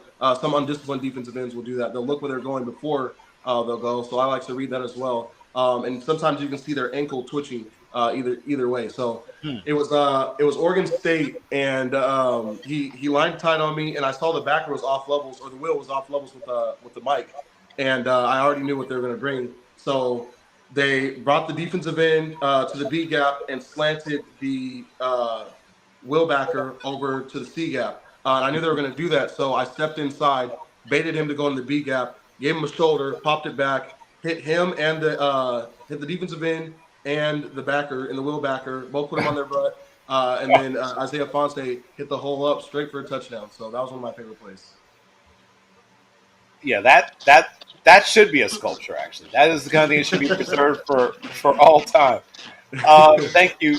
Okay. I do have one last final question. So, you are at, as I am reminded constantly by everyone I've ever known who's gone to Cal, at America's #1 public university. And give me your proudest academic moment in your career at Cal. My 30-page thesis that I wrote for my senior thesis, it was on mental health of student athletes. Oh, excellent. Is that Yep. something you would like to work with when your playing days are over? Potentially. I always want to do stuff that helps people. One thing I've actually been doing is training offensive linemen on my off time. So I've been training high school kids on my off time, and kind of I don't really want to say it's like a training kind of thing, even though I train them. I want them to look at it more like a mentorship. I feel like there's a lot of things, with me growing up that I didn't have training wise, and kind of, football, and especially being an offensive line is more than a physical thing. It's a mental thing as well. And to be able to go through 6 years of college, it's not all physical. It's definitely a lot more mental than physical. So I think that definitely kind of helped me get through this process. And yeah. Excellent. Thank you so much. Go ahead, Randall. Oh no, actually, I covered my question, so I'm good. I appreciate you coming on, TJ. Thank you so much. Thank you for having me. All right. Well, listen, we hope you're enjoying this process. I don't think it's way over. I don't think it's over anytime soon for you. I look forward to at some point hearing your name called during these 3 days. When that happens, Chris will have the link. You can come on and share the joy with the world. We're looking forward to seeing what happens these next 3 days. You have any special plans for these 3 days? No special plans. Just getting back to work and training. Probably getting off my mind, getting stuff off my mind. Probably go fishing these next couple of days, just so I'm not cooped up in the house and really doing nothing. I find enjoyment in fishing and cooking. So fishing, cooking, and training is what I'm going to be doing during this process. And you mentioned Chris, and I just wanted to shout him out for being a great agent, and thanks for all you do. So, yes, sir. Definitely a friend of the show. I appreciated Chris a lot. Get you guys on here, but most importantly, he's Mr. Dependable. When I call him up or email him or text him, it's like, hey, what you got? He's always like, here we go. So he's ready to go all the time. You got a good agent, so he's definitely looking out for you guys. We hope you enjoy it. Go get some rest. And matter of fact, before you go, you say you're not a big salmon guy. I'm a huge salmon guy. It's growing on me a little bit. Fish I can eat all day. Some sauce on it. You like grits? Oh! I just made some savory shrimp and grits 2 days ago. Okay, best thing ever. All right. Best thing ever. Yeah, I mean, if we're all together one time, you got to try my food. I'm telling you, it's good. Okay. All right. You grill up a nice salmon fillet. Oh, I haven't put salmon on the grill yet, but I'm gonna do that. Yeah, put it on the grill. Right. You don't season it up, just simple seasoning. Make sure you're buttering it up along the way so it keeps it nice and moist. And then you put that in the grits. Okay. I'll put a little bit of honey and brown sugar on it too. Oh, I don't know about that. I don't do sweet grits. You need to have the Atlantic salmon versus the Pacific salmon. Okay. The Atlantic salmon is a much better. It's not as rich tasting as the Pacific salmon is, which is what you've been eating. Is the Pacific. Okay. I'm definitely. I'm gonna go to the store tomorrow. I'm going to Costco. Spend my every shout out to Costco. NIL incoming. They take all my money. Yeah, well, hey, but yeah, get the Atlantic salmon. Okay, we'll do. I think the last time I went to Costco, I spent $460 in the last 2.5 weeks. So we got to re-up on my Costco trip again. There you go. Okay. All right. Well, thanks for hanging out with us. We look forward to seeing what happens the next couple of days. Thanks for having me. I appreciate all you guys. Oh, Thank you. Thank you so much. No problem. Thank you. Hoorah! I'll tell my dad that. I think he's gonna be watching this, so I'll make Yeah. sure he knows. There you go. There you go. My mom as well, and my sister and my other sister. So them too. Okay. All right. Beautiful. Any other athletes in the group? My mom was a track athlete at Oregon. Okay. Yep. But I mean, that's about it. That counts. That Yep. counts. I'm the youngest of 3 sisters. So. Okay. Yes. Well, as also a fellow son of a Marine, I'm going to tell your father Semper Fi. Yeah. That's yep. right. Always faithful. Yes, sir. All right. Yes, sir. That has been our talk with TJ Sessions, guard/tackle from Cal. Good luck this weekend, TJ. Thank you. I appreciate it. You guys have a blessed day. You too. Thank you. Thank you. All right, guys. So we're here, and it's go time. Once we log off, the next time everybody sees us, it's going to be time to get ready for the commissioner to come to the stage and start talking about who's going where. Are y'all ready to go? Yes, we Ready. are. Tyler Lockett just signed with the Tennessee Titans. Yep. Oh yeah, Yep. that's good. The steal the Captain Kirk meme. Yeah, like I'm whelmed. Yeah. Yep. So Cam Ward has another target. Yep. Well, Right. we're going to find out in less than 24 hours. Yeah, we will. We're no more days, weeks away. It's hours now. Hours. You know, Hours. Before we know it, it'll be minutes. So, with that being said, everybody, thank you for hanging out on. This is the long night. You know, this is because we do the mocks, we bring people on. This is the long night, and it gets even longer tomorrow. It's 2.5 hours tonight. We're definitely going to be on. It's still going after 2.5 hours. There'll still be picks coming off the board. But we appreciate you sticking with us. Make sure you tune in tomorrow, 7:45. We go live here. Ashwin Prasad is the host. You'll see all these gentlemen here on the show. Some of us a little longer than others. Randall gets the easy night for night 1, but then he's back with us. You know, then he's back with us the rest of the way. So he's going to be anchored down in that chair. We hope you get your cooler ready, Randall, because you're going to need it for those 2 days. Oh, I got a whole setup ready. I'm good to go. I'm excited. Right. It's here. I missed my second coffee maker because I used to keep it in the office. I'd have my coffee while I'm So yeah, I'm gonna have to get the box of Joe. The box of Joe will work just fine. There you go. There you go. Nothing wrong with that. Yeah. Or just get the actual caffeine patch, just right here. Yeah, no, it's not as fulfilling, right? You know, you don't. Yeah. Taste it. No. Or if you do, it tastes like metal.